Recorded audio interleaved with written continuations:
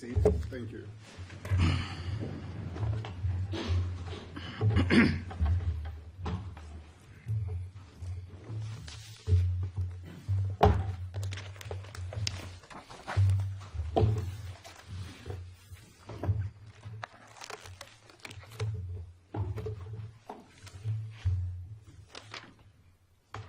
It's wonderful to see all these smiling faces. Don't look so grim. We understand the subject matter is a matter of concern to everyone here, but let's address it and do it civilly. Thank you very much. Just for the record, the case up for this morning is Planned Parenthood versus South Carolina et al. Ms. Murray, are you prepared to go forward, ma'am? I am. You may proceed.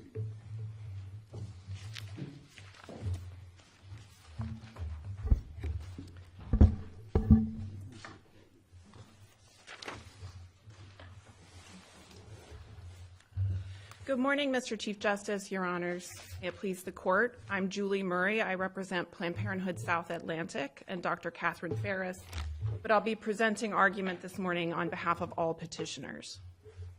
I'd like to begin this morning by starting out with what Senate Bill 1 does and does not do, because the contours of the law are relevant to the constitutional interests at stake. Despite SB 1's title as the Fetal Heartbeat Protection Act, the Act applies when a pregnancy is at its earliest embryonic stage, nearly a month before a point in pregnancy when doctors would actually say that it involves a fetus. And at that stage of pregnancy, there is no audible heartbeat. In fact, there is no heart at all. Rather, there are electrical impulses that are visible only on ultrasound. So you're saying that some of the definitional section of the Act before us is perhaps contrary to medical science in that it refers to a fetus when we perhaps should be talking about an embryo, and it refers to a heartbeat when in fact we're talking about electric flickering. Is that your argument? That's correct, Your Honor. And that's spelled out both in our declarations from petitioners and also in the expert declarations of Dr. Eleanor Norton. Ms. Murray, let me ask something. I apologize. You're going to get a lot of questions, and I don't think you'll get to maintain the outline. But the Chief is always very good and kind about allowing lawyers to make the points that are not in response to specific questions. So I'm confident that you'll be able to fill in the gaps if the questions don't raise issues that you want to address. I have two areas that I want to cover on your side, and I'd like to try one of them now. It's a series of questions. One answer may be a little involved. The others are just short. Okay.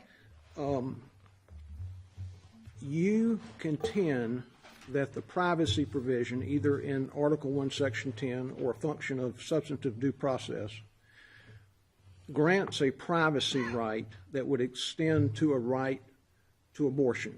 And because there's this fundamental right, you believe where the state has drawn the line in the Act, and we've read your fine briefs and for amici who submitted briefs, you say that transcends the Constitution, it violates the Constitution.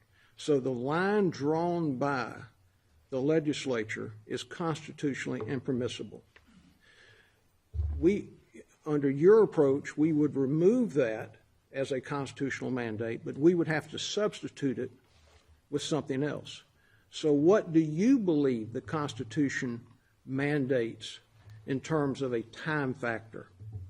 Well, Your Honor, we don't think the court actually needs to address that question. So I guess the premise that you asked about is the court would have to substitute something else.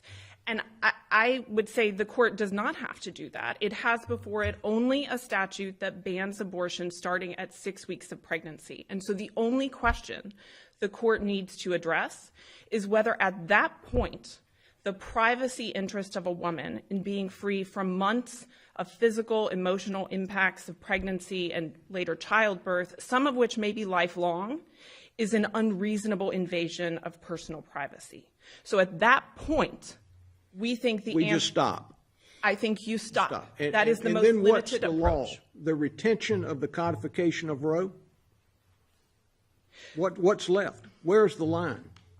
Well, as you say, there is a codification of Roe in the state which already bans abortion in the third trimester in most cases. There's also a 22-week ban in place in this state that is not challenged by petitioners. And I would note, of course, that petitioners do not, under the terms of their state licenses, provide abortion beyond 14 weeks anyway. Ms. Murray, not to interrupt, but just to piggyback on Justice Kittredge's question, why wouldn't we be sort of channeling Chief Justice Roberts' opinion in Dobbs, which was, as I understand it, he would have upheld the 15-week ban that was before the court? In other words, why would we go any further? And I think that's what Justice Kittredge is asking. Should we go further? And you seem to be saying no, but then you're bringing in all these other time periods.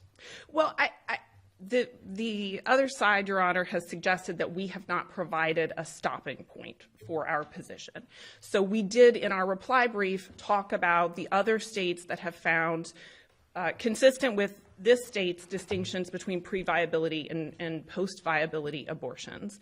We did talk about that as a stopping point. But as Your Honor suggests, that doesn't have to be the stopping point, and the stopping point could conceivably be earlier if this court were presented with a case like the one that Justice Roberts addressed, a 15-week ban. And you're correct that Justice Roberts, in saying that he would have upheld a 15-week ban, referred to 6-week bans as a comparison of how early they are. And so South Carolina's ban, as I understand Justice Roberts' opinion, or just his opinion in Dobbs, that recognized that 6 weeks in a pregnancy is extremely early, and as the record here demonstrates, it is before most women who have abortions even know they are pregnant. How do you determine where the line should be drawn is the question Justice Kittredge was actually asking. If we find it unconstitutional, where are we? Where is the line?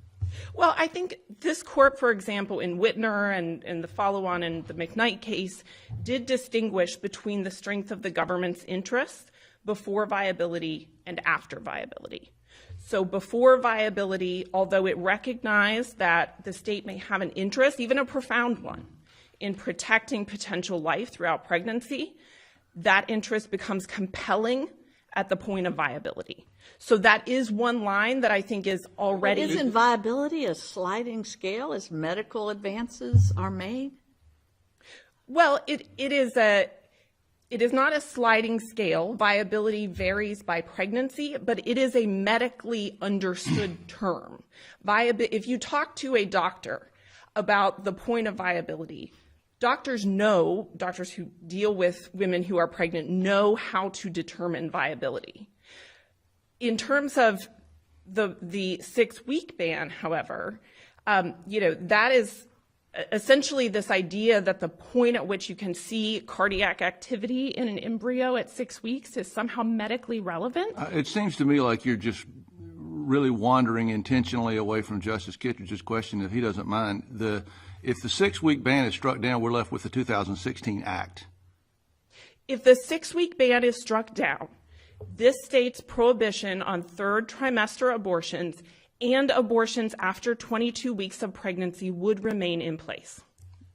Thank you. Well, let me ask you this, Mr. Murray. You brought the point, or at least the focus I was attention on your reply brief. In your reply brief, you make a point of saying the relevant question is not whether the Constitution refers to abortion, but whether the privacy language applies to laws infringing on bodily integrity and decisional autonomy. Would you just talk about that a little bit for me? Explain that. Sure. So as we have argued, the language of Article 1, Section 10 is broad in the sense that it talks generally about unreasonable invasions of personal privacy. In Singleton, for example, this court didn't ask whether the West Committee or legislators would have thought about or did think about forced medication of inmates. Nevertheless, the court held that forced medication of inmates generally was an unreasonable invasion of privacy unless it was necessary to protect the health and safety of the inmate or other people, and even then, only if it was in the best interests of the inmate himself. So I think what this court's decision in Singleton teaches us is that the question is not whether each particular application of privacy was something that the committee considered or even thought about, but rather whether within the broad policy statement, which is what the West Committee itself called the privacy provision in its report to the General Assembly, whether within that broad statement of policy, the right to bodily integrity, including the right to decide whether to remain pregnant, can be encompassed. And we think it clearly can be, contrary to the state's position, which would place limitations on that language that simply aren't there. Should this court be overly influenced by the West Committee's decision? No, Your Honor, but I think it's certainly, for that matter? I think first and foremost, the court should start with the text. And the text of the Constitution gives a broad right against unreasonable invasions of personal privacy. Who makes the final decision about the constitutional amendment? The West Commission or the legislature, or is it the public when they vote at a referendum?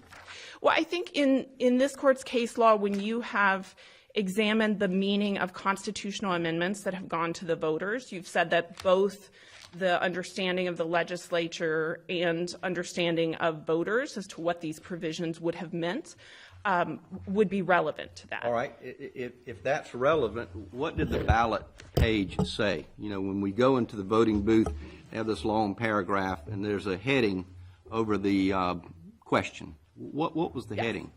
So that it was search and seizure, right?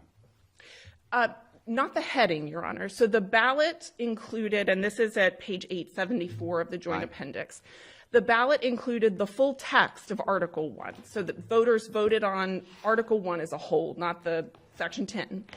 And then that included a summary of what Article 1 did, which, as Your Honors know, there are a lot of rights in Article 1. Well, what did the ballot question refer to?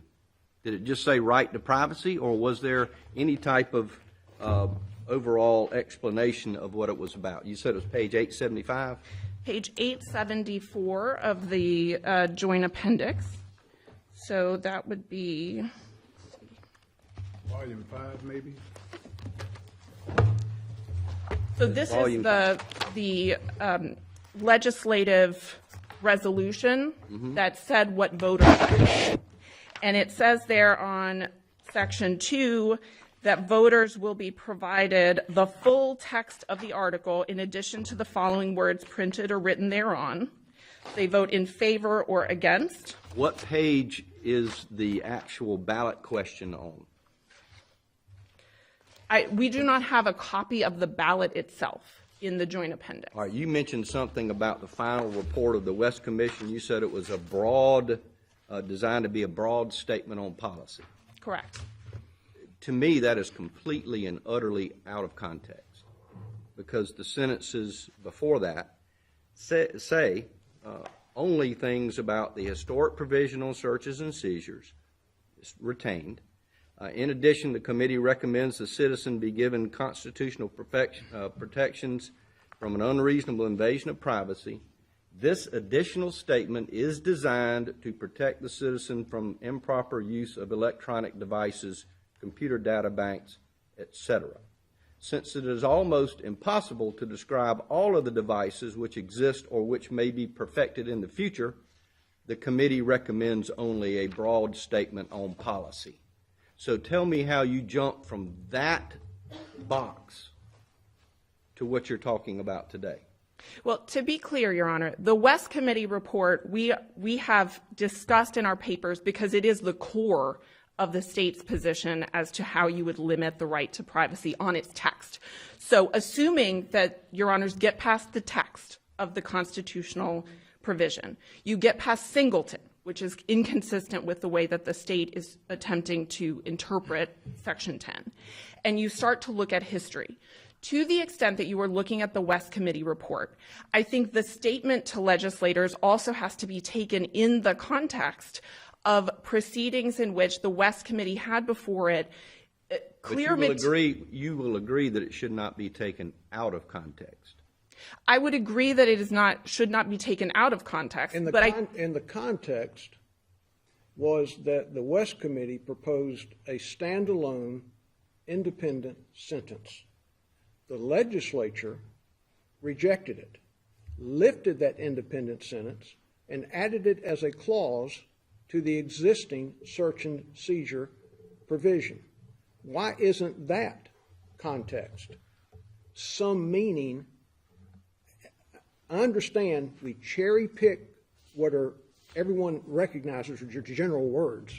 We cherry pick some general words and lift them from a paragraph or a provision, and they take on a whole new meaning.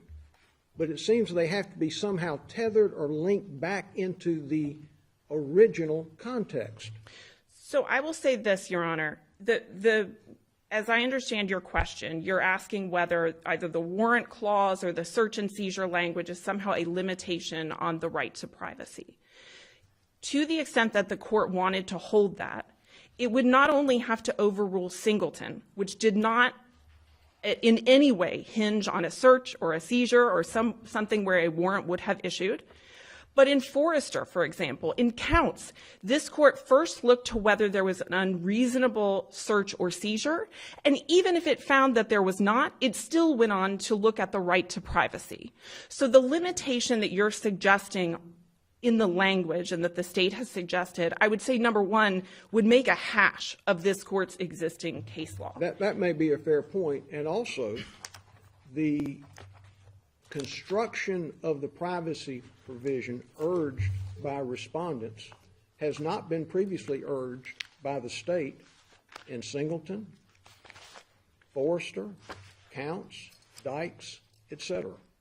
Yes, Your Honor. And I would say as well, there are 6 other states that have expressed privacy provisions like South Carolina.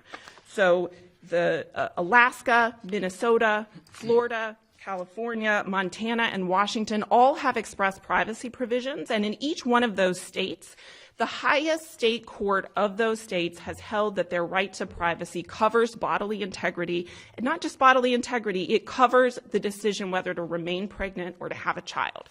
Certainly that's not binding on this court, but I do think in terms of thinking about how to interpret what people would have understood privacy to mean in the late 60s, early 70s, when many of these states adopted their provisions, it's certainly relevant that other state courts have looked at very similar language and come to the conclusion that it covers the right of a woman to decide whether to bear a child. What's the limiting principle?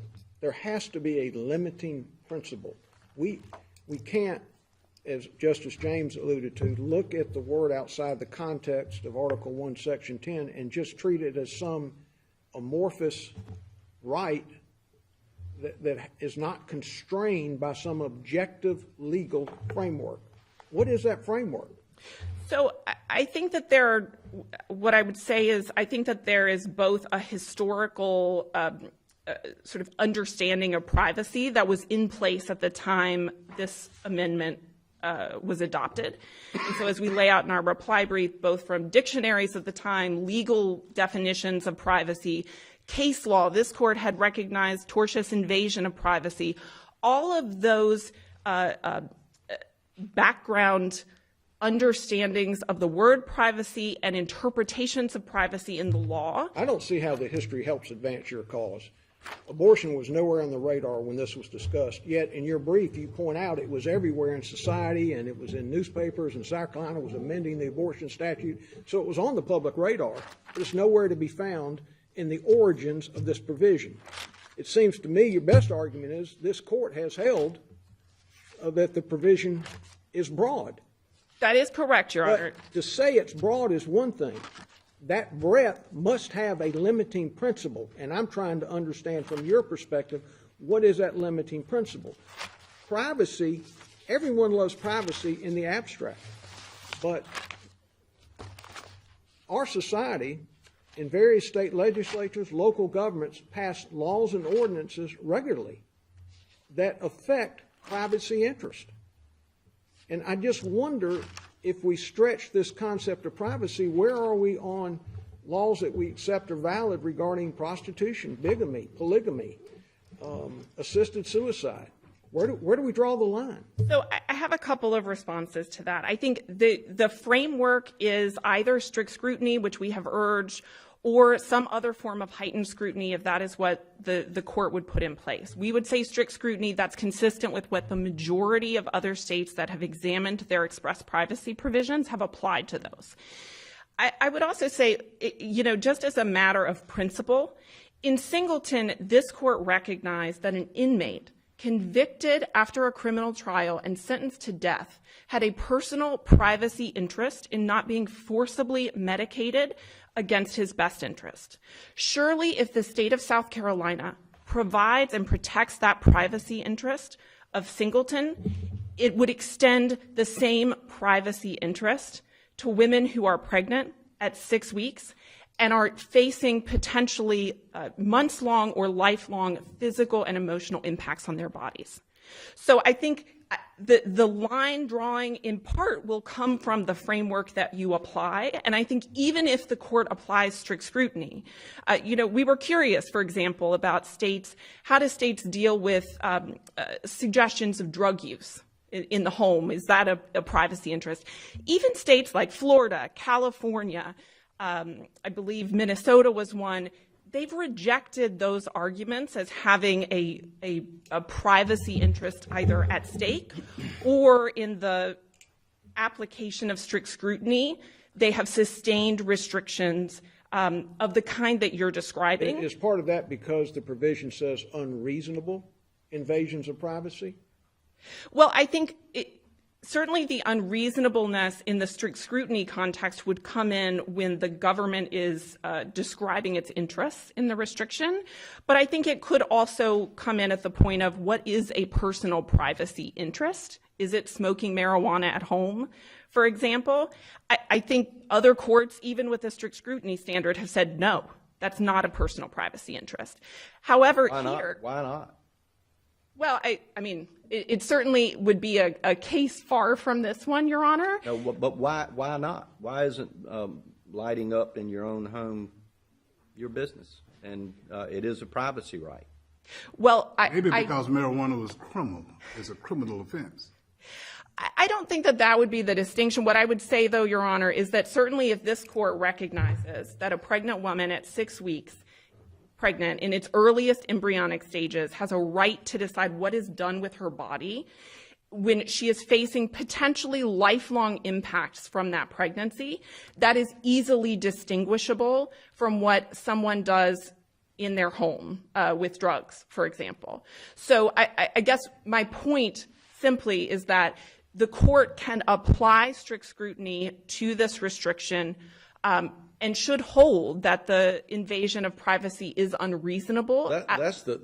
You spent 5 minutes finally getting down to the point. That's the limiting principle, is whether the restriction on the privacy right is reasonable. Yes, and at bottom... You keep talking like the privacy interest is some sort of absolute. And in other state constitutions, it is treated more, at least in terms of language, like an absolute. But here it's not. Here the privacy provision itself contemplates that there are going to be government intrusions on that privacy interest that are acceptable. So, right? Yes, our position is not that the privacy interest is absolute, and I think even other states with express privacy provisions do not treat their provisions as absolute. There's all this talk on both sides about you've been accused of not having a limiting principle, and frankly, you're not admitting that you do because you're contemplating where your next challenge will come in case you win this one. But the limiting principle is very clear. The government of South Carolina has the authority to restrict any privacy interest so long as doing so is reasonable. And in this Am I right? The standard, yes, is whether the invasion of a cognizable privacy interest is unreasonable. And it seems to me your best argument should be that this can't be reasonable since it comes at a time when most women or many women would not even know they were pregnant, let alone have enough time, if they thought they might be, to get an appointment with their OBGYN to confirm it. Isn't that a strong argument in your Yes, opinion? Your Honor. That is, among many arguments that would support finding this unreasonable, is the fact that most women who seek abortion do not even know they are pregnant at that time. Well, Go ahead. I'm no, sorry. you go right ahead. I'm saying, well, does it matter that the data you provide from DHEC shows in 2020, 44.5% of abortions were done at 6 weeks or earlier. In 2021, the figure is 47.9%, 6 weeks or earlier. Does that matter? So the data that you're mentioning from DHEC, I believe, defines the pregnancy 6 weeks by just by post-fertilization. So it's actually what we have been talking about in this case, 6 weeks pregnant. The DHEC data would be 8 weeks. That's at 2 weeks. And those 2 weeks matter, right? I mean, in terms of early pregnancy, if you look at when people are able to get abortions and find out they're pregnant, get the money together, get the travel together, childcare, all of the impediments, those weeks are critical. We know nationally that more than 90% of abortions occur in the first trimester of pregnancy, but 6 weeks is incredibly early. What is the data then on how many women don't know they're pregnant before this particular threshold in the South Carolina law takes effect? And may I add to that, don't know does not equate to when you have an abortion necessarily. I think That's correct. South Carolina, there are many impediments to getting an abortion, even when you realize what's your you're answer to pregnant. Justice Few's question? Where My is the answer data? to your question is paragraph 31 of Dr. Norton's declaration, In which he says many. in which she says the vast majority of women who have abortions do not know that they are pregnant by the time that she says cardiac activity is detectable. That is the evidence in the record in Dr. Norton's declaration. I might be looking at the wrong page 166 of the appendix, paragraph 31. Many patients do not learn they are pregnant before 6 weeks. Yes, that is Where are in, the I words believe, vast majority? that is in Dr. Ferris's declaration that you're looking at. If you look at Joint Appendix page 536, which is in volume 3.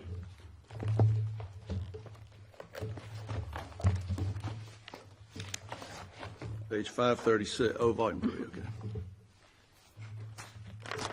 While we're contemplating that, you have other grounds that I'd like you to explore, and the void one in particular. The void ab initio. Yes, that's correct. If your honors, are okay with Why me. would you even make that argument? Well, Your Honor, because the statute was patently unlawful under federal law at the time that it was adopted, and in this court's case law, If we were to say it was void ab initio, they would just reenact it after Dobbs. So I just don't see how that advances your ball down the field. It delays it. Yeah, it just delays it. I mean, why would you? I just don't. I don't get that argument. so, Your Honor, we think that it is a prevailing was your argument. last argument, so To be clear, I am not arguing that you should do that, but it is a ground on which you could invalidate SB 1 should you so choose. I will say, though. Does that matter? I'm sorry? Finish your thought. I apologize. Well, I think, unlike cases, for example, where you would decide issues on statutory grounds as opposed to constitutional grounds, there are constitutional implications in both of those claims. And in addition, I think Justice Hearn is absolutely correct. The efficacy of deciding this case on void ab initio grounds, if there is another way to invalidate SB 1, is minimal, if not non-existent. I am very We may be back. concerned. I don't mean to short circuit the Chief Justice's question, No, we and just I want to make I want to sure. make sure that we got to all the grounds. and I'll start Yeah, at the I bottom. am very concerned about the provision that requires if a woman is seeking an abortion based on rape or incest, that The equal protection. that the equal protection. I was a family court judge for almost a decade, and I'm very well aware that many families have secrets that they keep until they're in their grave. We may disagree on whether they should keep certain things secret, but one of them is perhaps who the father of a child may actually be. And I'm concerned that this act violates a woman's right to keep that a secret. Yes. In the state of South Carolina, if you are a victim of sexual assault, an adult woman who's a victim of sexual assault, it is generally up to you as to whether to report that assault. That's true if you go in for miscarriage care. If you go into your general practitioner, you have that choice. SB 1, so far as we can tell, imposes the only reporting requirement that actually conditions the availability of health care to women, and it selects only one kind of health care, abortion. If a woman comes into a Planned Parenthood for an abortion, is told about the reporting requirement and says, I can't do that, I'm not ready, and she leaves, the doctor who talked to her, the nurse who talked, they have no obligation whatsoever to report. This is a requirement that is essentially imposing obligations for reporting in a transparent way to intimidate women who seek abortions. And certainly, we think even under a rational basis review, that distinction. But on the other side of that, if you assume that the doctor is put under a statutory requirement to report all indications coming from a potential abortion patient that they've been raped, would that change it? If the doctor would have to report, even if the woman chooses not to have an abortion? Well, that would certainly be a different law. I think that it, at that point, I would still question how they could single out one kind of care. I'm not aware of any other reporting requirement. They're singling out women who have been raped because, that's not the only people who get raped, but that's a very high, if not vast, majority of rape victims are women. That's Mr. Chief Justice, may I answer? We're going to be here a while. Yeah. We gave you the time limits to focus your arguments, so we wouldn't be here while he's talking about, but we do understand we will be here for a while. Okay. And by the way, I have that phrase, vast majority, in my mind because I want to go back to your use of it a few minutes ago. But thinking back on the point that you were just making, doesn't the state have a valid interest in prosecuting people who rape women? May I answer? Please, you have time. So, Until I tell you your time is up. Okay. Your Honor, as we say in our brief, this requirement is also not tailored to a prosecutorial investment. Sure, it has in the abstract. Then we will get out of here more quickly. In the abstract, yes, Your Honor. The state has an interest in other situations, the state has imposed reporting requirements on physicians who see evidence of violent crime. Isn't that right? They have imposed reporting for child abuse, which, of course, our clients comply with. Mm-hmm. And the reporting for people who come in, for example, with gunshots, applies whether or not those people get care. It is a mandatory reporting. My question here is not designed back at your original point, but does the state have, and obviously it does, a valid interest, a compelling interest in discovering the occurrence of rape crimes and the identity of the people who commit them? I would not say that is a compelling interest, which is the most rare among government interests. And in any event, this is not at all rationally related to that interest. Well, you might have other questions. Yeah, don't sit down just yet. I want to go back to this limiting principle, and I don't mean to keep harping on it, but I want to understand, because it's important to me to know that this privacy provision taken out of Article 1, Section 10, if it's broad, there has to be some objective legal framework that allows us to measure challenges to legislative enactments. And what I'm afraid we're getting close to is you want a formulation of a standard that puts everything on the five of us, and we in turn start making policy decisions. And that's a line that I have never and will never cross. So what's the legal framework that makes this a legal question, a legal result, and not a policy-driven result? I think the framework comes both from the established legal and ordinary understanding of privacy at the time of adoption. It comes from this court's case law that has consistently in other contexts distinguished between the state's interest post-viability and pre-viability. And it comes from This court's case law on that? Yeah, for example, the Whitner case, where this court recognized as compelling the interest after the point of viability, and important, but not compelling, before viability. So I think there is already case law on which this court could draw that distinction in the context of abortion.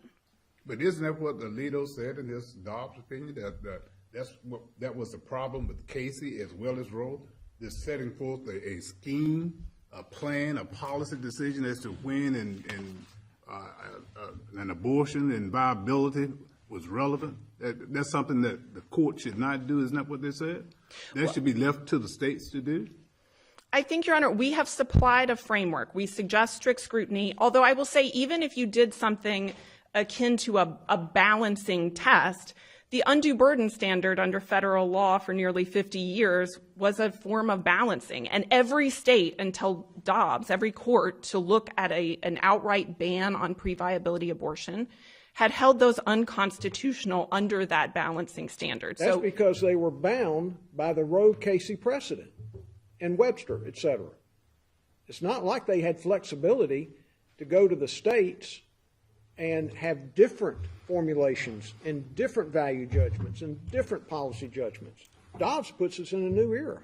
Well, Your Honor, I think, again, you could also rely on your decision in Singleton, which recognized that at some point there are certain bodily interests in what is done with one's body that are just off limits. Unreasonable.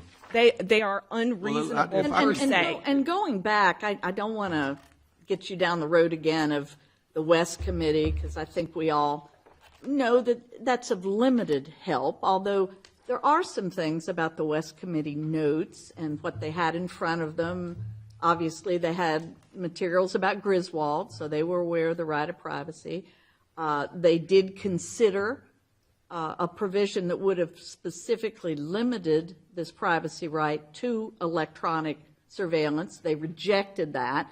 And we also have in our record the letter from then Attorney General Dan McCloud, who made it very clear that he was aware that the provision would impact health and public welfare, that it wasn't just limited to search and seizure. Isn't that correct? That is correct, Your Honor. And I think it is important to point out that the position that the state has advanced in this case would make it so that some of the material that Attorney General McCloud pointed to, this consideration about the mining of electronic databases for health records, safety records, tax records, under the state's position, that would be irrelevant. It wouldn't be protected by the privacy provision altogether. Ms. Murray, can this court rule in your favor without setting forth a framework for abortion, meaning with time limitations, first trimester, second trimester, third trimester? Can this court rule in your favor without addressing those concerns? I think it could do that, Your Honor, yes. In fact, I think it should do that. I think it is the most limited way to decide this case, is to decide that at 6 weeks of pregnancy, an invasion of women's privacy to their bodily autonomy is per se unreasonable. That what you just said is I think your answer to Justice Kittredge's question, because if we look at the say the 20-week ban and say, that seems like a fair way of balancing out the state's interest in preserving unborn life and whatever other interests there are on the other side that derive from privacy or liberty or simply the interest that a woman has in choice. We think that 20-week ban is reasonable. Certainly that's what in 2016 the legislature decided. But then we move on up to the to this ban. And if one of us up here were to say, I don't agree with that. If I were in the legislature, I wouldn't have gone to 6 weeks. I would have stayed at 20 weeks. In other words, I think that 20 weeks is the line for reasonable limitations on the right of privacy or liberty that a woman has. But that is, at least in its first instance, our policy judgment. not our legal judgment. How do we distinguish between the policy judgment of where we think the line ought to be and the legal judgment of where the line can't be crossed? And it has to be what you said, per se, or in other words, for us to invalidate a certain line, 20 weeks, 6 weeks, whatever, we would have to find that it's basically unreasonable as a matter of law. That is what we're seeking. So in yes. other words, we would, and you could put all sorts of different ways of describing it on there, but we would have to say there's not a way that a rational decision-making body, such as the House or Senate of South Carolina, could decide that this was reasonable. Because if they did that, that is per se unreasonable. Yes, this court applied a categorical rule in Singleton as to when forcible medication of inmates is permissible. We are asking for a categorical ruling that at 6 weeks of pregnancy, an outright ban on abortion is categorically unreasonable and But you therefore are not asking us to unconstitutional. say when is a good time. I am not. I am responding to the court's understandable questions about how to decide We these deal with the issues. law here. We don't make policy. Yes, the question to your question, Justice Few, obviously the question before this court is not what it would have done had it been in the legislature. All right, It so is that- what the law requires. And that takes us back, I think, to a question that Justice Hearn got us started on a good while ago, which is I'll try to use her words, but it was something along the lines of how many women know that they are pregnant at 6 weeks, and then I followed up by saying, what's the data? And you pointed me to paragraph 31 on page 545 of the record, where the words vast majority are in there, but this is your client saying that she disagrees with the statement the vast majority of women have sufficient time to obtain an abortion prior to the point of a detectable heartbeat. That doesn't really answer my question of what is the data on how many women don't know that they're pregnant in time to meet this deadline of that's under our current bill. So we do not have specific data on that in the record, and I'm not aware of specific data on that at the 6 week marker. I would say, however, that our position, although certainly if you don't know that you're pregnant, you can't get an abortion by that point. But even people who do know There's some women who don't know they're pregnant when they're 8 months pregnant, right? Occasionally, yes. Okay. So when you say occasionally, you're characterizing the number of people who meet that definition in a vague way that's hard for me to understand. Also, when your clients say many in their affidavits, that's characterizing the number of women who don't know they're pregnant at 6 weeks in a vague fashion that's hard for me to understand. If I'm going to use your suggestion that the number of women who don't know they're pregnant at this point in time is problematic in terms of the constitutionality of this statute, I need to be able to put some certainty on what that means, and you don't have it, right? So I don't have the particular data points that you're asking for, but I do want to make one distinction about the declarations that are in this record. To my eye, the only declaration that speaks directly to this issue of the women who seek abortions is the declaration of Dr. Norton. And that distinction is important because, of course, some women welcome pregnancy. They want to be pregnant. They want to have a family. And those women may well know exactly when they get pregnant. They're taking pregnancy tests. They're going to their doctor to find out. That is not what we see in the context of women who need abortion. Some of them do. They're wanted, but they're Well, wanted why not? pregnancy. That raises something that I wanted to ask you about, because so far we've been talking about how many women know they're pregnant. I wonder whether a better question to ask is how many women can't know they're pregnant. If we have a 6 week, or I don't even know how to characterize it, but if we have the current law go into effect, and if women who are sexually active have presumably given some thought to whether they want to have a child if they get pregnant, wouldn't it be a better question to ask of how many women can't know or how many women can know? Well, Your Honor, and Dr. Ferris, starting at page 158 of the Joint Appendix, goes into the many reasons why women might not expect. I mean, that gets into age. Age can have a huge difference. I mean, as women, we know that young women have very fluctuating periods. Irregular cycles. So age can impact. Economic, worth, your ability to access pregnancy tests, information about pregnancy, the economics impacted. Yes. Your socioeconomic status certainly is important here. And while it's true that affluent, older women may well know that they're pregnant by 6 weeks because they're trying to get pregnant and are monitoring it, that doesn't account for all the women, as Justice Few has said, who can't know. So what are we talking about with those women who can't know they're pregnant by that time? Well, I think all of those factors that Your Honor suggests they are factors that inform who could and could not possibly know. I think the other data point that I do want to suggest to Your Honor is that, as I mentioned earlier, we know that more than 90% of women nationally have abortions before the end of the first trimester. And so, although I don't have data specific to 6 weeks, how many people know, it is fair to say, based on that data, that by the end of the first trimester, the majority of women who do have abortions must know that they are pregnant because they have gotten abortions at that point. But again, 6 weeks, it is not, if you look at when people have abortions, it's not linear. It doesn't kind of go up in equal steps.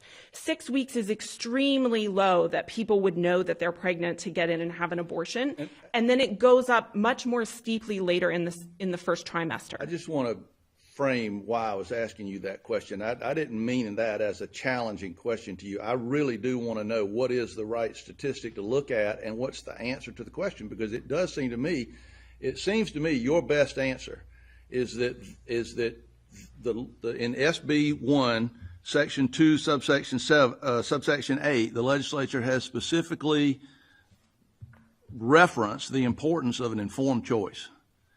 And if there are more than just a handful of women who simply cannot make an informed choice, that seems to me to be important in this balancing of whether the restriction that is placed on abortion in this statute is reasonable under the law. And I'm a little disappointed that we don't have more to go on in analyzing the extent to which that is a significant issue.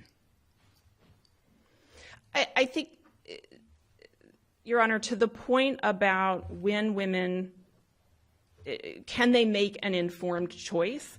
I mean, I do want to emphasize, even women who know that they're pregnant at 6 weeks, or maybe 4 weeks. I know that, but that's really kind of beside my point. If every woman knew they were pregnant at 4 weeks and had 10 days to decide and 4 days to execute, that's one thing. If no women know they're pregnant at 6 weeks, that's another thing. It's somewhere in the middle. And for us to analyze the extent to which this choice issue is important, we got to have a data point. With respect, Your Honor, I think the idea that the women who are having abortions can uniformly decide in 10 days and 4 days to execute overestimates their ability to access funds, to access child care, unpaid time off work, and access an appointment at one of the only 3 locations in South Carolina where they can do so. I'm not disputing you on any of that, but the starting point of even what you said is the data point, and we don't have it. And should a case-specific challenge be addressed here in a facial challenge as this is, or is it better suited for as an applied challenge? No, Your Honor. I think an applied challenge would be wholly unworkable here for reasons in addition to the fact that women's pregnancy, if you are pregnant, you need an abortion at 6 weeks, 7 weeks, 8 weeks. The idea that, women one after another are going to make a state case out of it, I think is unrealistic. But I would say to this point about what women know, I do want to emphasize even our position is that this early in pregnancy, whether you know or not, there is a private sphere for you to make a decision. And whether it takes you 10 days or a month to figure that out, That is a decision that should be left to women. So I agree with you on that. Well, up until your last statement, I agree with you that there is a private sphere in which a woman should be able to decide. But there's another side of the equation, because in our constitutional provision, it does not grant an absolute right of privacy. It conditions the right of privacy on reasonable restrictions.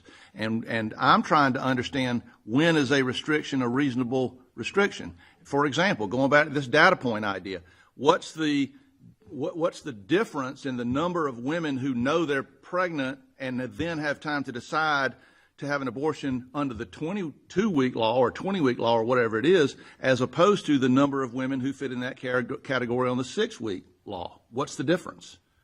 And apparently we don't know the answer to that question either. In terms of the number of women who are take all the difficulties that you cite. I don't disagree with any of those difficulties, but you mentioned a line, a graphic line. How does that line of women who know they're pregnant and have had a chance to think it all through, talk to their family, talk to their pastor, so forth, make a decision, and then go to a medical clinic to execute the decision within 6 weeks, how does that number compare to the women who are in that position before 20 weeks? Well, I think just by looking at the share of women who have abortions at different gestational ages, we know that people who have abortions after 22 weeks, although that occurs outside of South Carolina or in South Carolina for certain narrow exceptions, it is extremely rare. So I can't put a number on it, but it's, at least at this moment. Well, I'm going to let this go, because I think the important point for me is that we don't have a number. Yeah, but do you know, Ms. Murray, are there studies like this? So are there studies, I don't know why there would be, but perhaps there are, that would show when women, most women, by percentages, know they're pregnant? Are there studies out there on that? There are studies about women's decisional process, and one of them is in the joint appendix. I can look certainly for rebuttal to see whether there's information in there on that, about the reasons that women have abortions, and I think that may give some context to the decision. I do think there is data, not specific to South Carolina, but there is data nationally where people have looked at the point at which people find out they're pregnant and the point at which they have abortions, and the reason why there is, in many instances, a significant lag between the two. One point that you could turn to is that this question probably should have been addressed at the legislative level too. And because if the legislature is going to come in paragraphs in Section 2.8 of the 21 Act and talk about the importance of making an informed choice, they need to have some sense of how many women are denied that choice because of the early time frame of the ban. Well, that's certainly a question. I'll take that up with them. All right, Let me ask one final thing. I'll tell you, I'll wait till reply. No, you go ahead. No, just about data. I'm going on the data you presented. Now we're going to add 2 weeks to the data that you want us to rely on. But 44.5% in 20, 47.9% in 21, and then both 20 and 21, looking at the chart, 13 weeks, and you don't want us to believe it's 13 weeks. It's something else. I think it's 15. But it's 99.5+%. So that's a data point. It may not be when they discovered they were pregnant, but we know from the information you provide some data on the number and when abortions occur. Yes, Your Honor. And I will say I think that is South Carolina's numbers are somewhat unusual in that the only abortion providers in the state provide only to the end of the first trimester. So the dramatic drop-off that you see at that point in South Carolina is in part a function of availability of services after 14 weeks. It doesn't. I think that even under prior law, there were many South Carolinians who had to go out of state for care at points later than that. It does not represent the 100%. It just represents the 100% of those who are limited by the constraints imposed under South Carolina law. That's correct. Thank you very much, Ms. Murray. We've gone over about 28 minutes with your time. But this is a very important matter, and we still have issues to address with you. You didn't go through all of your grounds. I wanted to go through that equal protection ground with you again, and you have another one of, I believe it's due process as well as vagueness, I believe.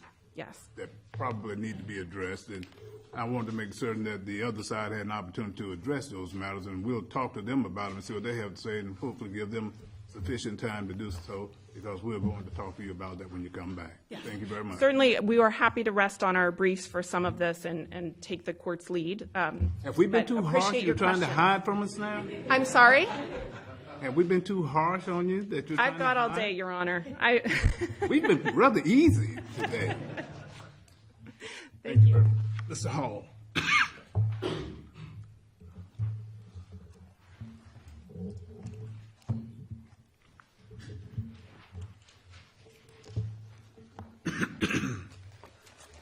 Thank you, Mr. Chief Justice. Members of the court, may it please the court. I am Kevin Hall, and I'm here with the privilege of representing the Speaker of the House and the President of the Senate. At its core, this is a separation of powers case. Why is that, Mr. Hall? It is because we have three independent and equal branches of government, co-equal branches of government. That we understand. And decisions about policy and politics are left to the legislative branch. And what is being asked of this court by the petitioners is for the court to inject itself into and to limit the plenary authority of the South Carolina General Assembly. Well, now, the General Assembly has plenary authority, but that authority yields to the Constitution. It does. It does. Now, what is being raised is a violation of a fundamental right granted by the Constitution. So I think you're off base on that one. Do we have a privacy right? We have a... And it can be under this, I know you don't want to expand Article 1, Section 10, but it can be under the liberty interest of the Due Process Clause.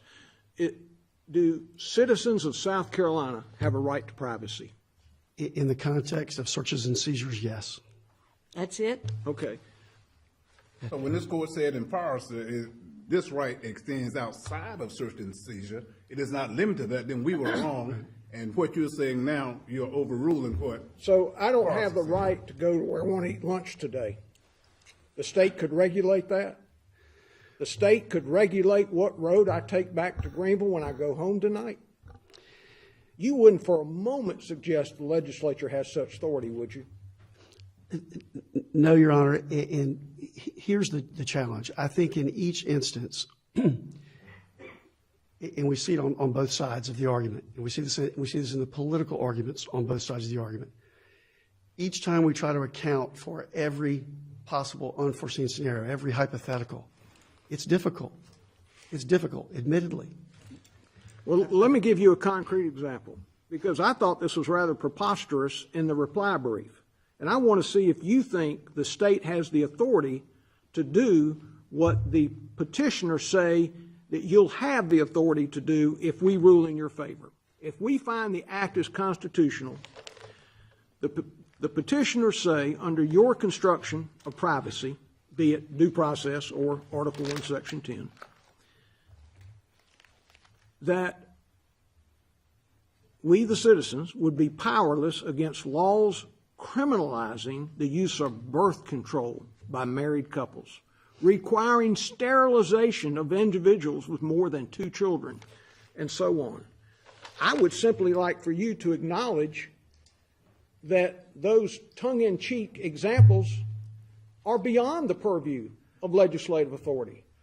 They are, and there are other relevant constitutional provisions that deal with that. So it wouldn't be a right under the privacy provision, it's under something else. Well, it may be. I'll give you an example. The court is familiar with a castration case in the criminal justice context. Judge Pyle, a number of years ago. Right. The Clemson case. I believe so. All right. We all remember that one. Yeah, we Well, we know well. it. It has many names. Clemson case is a good name for it. There are others. That case was decided under Article 1, Section 15 that deals with cruel, corporal, and unusual punishment. So there are other provisions and some of the parade of horribles that would be relevant. But these two examples that I've just read to you from their brief that say this is how far the legislature has the authority to go. I'm not suggesting for a moment the legislature would ever harbor any notion of wanting to pass such laws. But it's a question of power. Yes, it is. And I think there is something embedded, at least in due process. I'm not there on the privacy provision, but on due process, there's a liberty zone. There's a liberty interest for the government not to have the authority to unreasonably constrain people. Well, and to make decisions like this, which would be preposterous. And we have an analytical approach set forth in substantive due process law about determining what are fundamental rights, what are fundamental interests. And in each of those scenarios, we could walk through that analysis. I think the challenge is and the difficulty is when the discussion gets more broad about what is reasonable. I agree with that. But in these specific concrete examples, these examples would easily fit the Glucksberg standard of deeply rooted. Absolutely. And implicit in the concept of ordered liberty. I agree with that. And that's why, again, and I say this respectfully, I say this in a political context when I have these discussions with friends, but more importantly in a legal context, I think we need to narrow in on the fundamental issue here. And the issue here is what does Article 1, Section 10 say? And what we do know from the history is that it has everything to do with search and seizure. Well, now, Mr. Hall, it appears that Justice Kitchener's question has not been answered by you yet. And if you're saying that the legislature would not fathom doing those kinds of things, you've yet to state what provision of the Constitution would prevent it, although you say there's a way to do it. Well, here's the answer. Let's say in the incredibly unlikely event one of those statutes were to pass. We would have a lawsuit, and the lawsuit would focus on, among other things, I presume, substantive due process. And we would look at the behavior and say, is this part of our ordered system of liberty? Is this part and parcel of our history of freedom in the country? And if the answers to those questions were yes, we would say, hey, this is a fundamental right. What take birth control? When did birth control come on the scene? Is it deeply rooted in American history? Well, would we be able to answer that question under the current framework we're given for analyzing substantive due process questions? I believe you would. You don't know. Well, look, I believe you would. I understand you want to win this case, but you don't have to emasculate the privacy rights of South Carolina citizens in order to do so. Absolutely. You started off by saying this is a question of the separation of powers. It is a question of separation of powers, at least in the first instance, if the question that we are to address is whether the regulation at issue is reasonable under Article 1, Section 8, or going under the due process analysis in some way. That is, at least in the first instance, a legislative policy question. But you decided to turn to the existence or non-existence of a privacy right in this sphere. Guess what? That's not a legislative question. That is a legal question.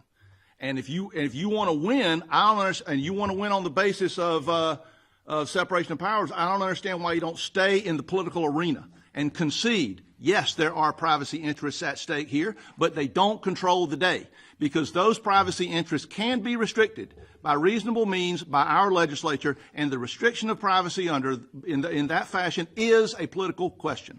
You win there, probably, maybe, but if you want to argue over whether privacy extends here, now you got a legal question. You know, I don't want to ignore the court's advice on how to win. I guess here's where the challenge is. I didn't mean it as advice on how to win. I meant it as privacy is an issue here, but we don't want this case to end up restricting what Justice Kittredge was talking about late in his questions, because that's not what anybody has in mind. Understood and agreed. Privacy, and to the extent privacy is simply privacy, but certainly to the extent privacy is a component of liberty, goes way back and deeply into the history of South Carolina, long before the legislative session of 1970. You agree with that, I suppose? I do. All right. So let's not emasculate the privacy rights of South Carolina citizens in order to try to decide this case. We don't need to, Your Honor, and we certainly aren't suggesting that you should. The point here is what does privacy mean in Article 1, Section 10? All right. Along those lines, respond I've got a couple of questions. Respond to Ms. Murray's comment that Attorney General McLeod's letter held open the notion of the privacy right applying broadly to health. Because I don't read it that way. I don't either. I will tell you that as I sat here and heard that, I was fumbling with the joint appendix, trying to. He mentions it first in the context of health inspections, I presume. That's right. In restaurants. It's on page, I can help you out, Mr. Hall. It's on page 947, volume 5 of the joint appendix. And then explain to me what we are supposed to look at when we determine the scope of a constitutional amendment during a time when the entire 1895 Constitution was being reviewed by the West Committee and I assume others. Right. And then this privacy provision was spawned during those committee meetings. What are we to look at as far as the intent of the framers, the intent of the people, the intent of the legislature? What is the law? Because there is a case from 1927 that nobody cited that talks about that. Your Honor, my understanding, what I think the analytical sequence is first the text. What does the text say? And when you look at the text and you see no reference to abortion, I think you can reasonably say the analysis can begin and end there. If you're not satisfied with that and you say, hey, that word privacy isn't self-defining, I'm not sure what that means, might that include abortion? Let's drill down further. I think you go through the West Committee process. We've done that at length in our brief. And what you see throughout the process is the sole focus initially was on surveillance, electronic surveillance, and then you see the notion of database, data aggregation. Concerns about even the makeup of the U.S. Supreme Court. One person called them idiots. Well, I won't say it was all tasteful, Your Honor, but I think what they were focused on is abundantly clear, and it was in the search and seizure context. All right, so our decisions are wrong in Forrester and Singleton. That's not the point of my question. My question is, what are we to look at? Perhaps the question, channeling what Justice Hearn just said, what should we have looked at in Singleton, Forrester, Counts, and so forth, and what should the state have argued back then? Yeah. I think analytically it goes this way. What does privacy mean? To answer that question, you look at the West Committee, look at the text first, you look at the West Committee. When you say privacy, you mean in the context of Article 1, Section 10, not substantive due process. That's correct. Okay. That's correct. And you say, what does it mean? And you look at what at the intent of the drafters, in this case the West Committee, and then the General Assembly with the change of a standalone sentence to the interlineation of 11 words. Then you go to the ballot. The word privacy, the word abortion don't appear in the ballot description at all. The only thing there is search and seizure. Yeah, somebody needs to give me that page number because I can't. I know it's there, but I can't find it. I believe it's 897. I'm going on memory. I'll ask one of my peers here to. And I know many of my colleagues might not agree with me, but I want to read something to you from a case called Duncan from 1927. The fundamental purpose in construing an amendment, and that's a constitutional amendment, is to ascertain and give effect to the intent of its framers and of the people who adopted it.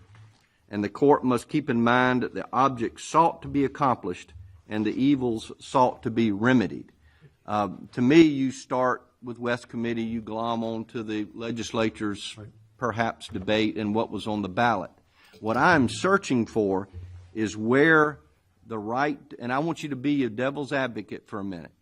Where is the right to privacy in Article 1, Section 10 given any extension to bodily autonomy? I know it's there in substantive due process, but I want to talk about Article 1, Section 10. It's not there.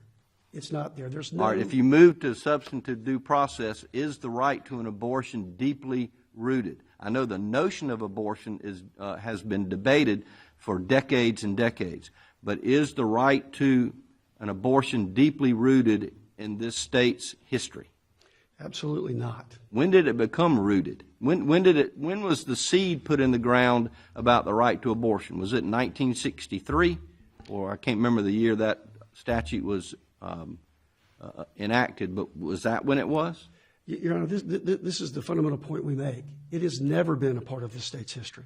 not from the common law. It's been a part of the history, but not deeply rooted, you say, Well, in a your right brief. to it has never been a part of the state's history except in extraordinary circumstances. This has been true forever. So this notion in a substantive due process, since that there's a fundamental right that's part and parcel of who we are in our history and a concept of ordered liberty, doesn't hold up. So You don't your hear that argument about- made because it's a loser. So your argument about Forrester, Singleton, and so forth, those cases could either be distinguished or we would have to partially overrule them, because Singleton can be upheld on substantive due process grounds. That's right. I would point out, for instance, in Singleton. Singleton makes no analysis of our constitutional provision. It simply says, under Riggins and other federal court precedent, there's a due process issue here. It says, we think the same is true in South Carolina.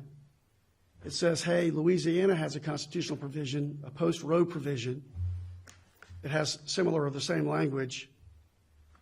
What they said, we say. There's no analysis. There's no discussion.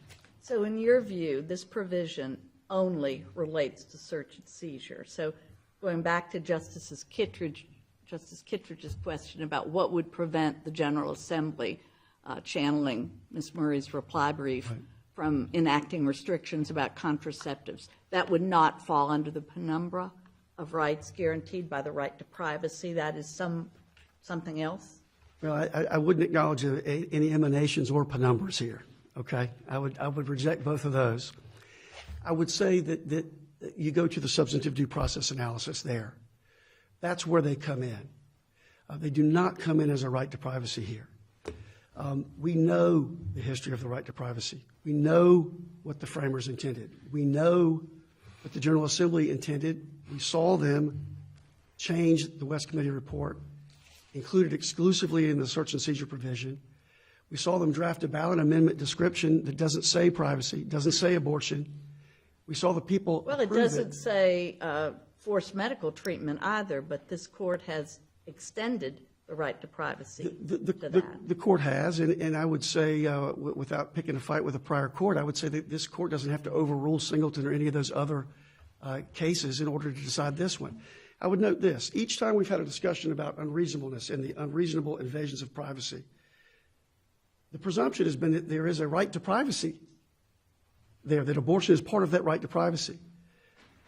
If we're going to talk about Article 1, Section 10, we've got to first determine whether abortion is part of privacy before we even deal with the adjective unreasonable.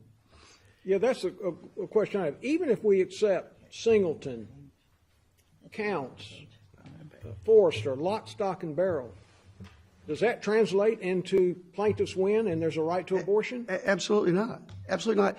The first question, the fundamental question is, does the term privacy in Article 1, Section 10 encompass a right to an abortion? And how do we learn that? We discern that through rules of construction that you engage in every day. And we know the answer to that question is no. Why? We don't, because we study. Why do we look beyond what the words say? The words are very clear. I'd be happy with that, Judge. I'd be happy with that. As I said, we start with the text. The text is silent as to abortion. Is that really what we're looking at? Don't we, I mean, texts are silent about a lot of things that courts have decided are included. I mean, Your Honor, this is why this is a separation of powers case. Well, I got a question I want to ask. I think that it's not totally wrong, but it's maybe to me it's a little misleading to say that to frame the question around whether Article 1, Section 10 includes a right to abortion. I mean, very clearly the word is not in there, but it does include a right of privacy, and there are privacy concerns that arise around this question of abortion.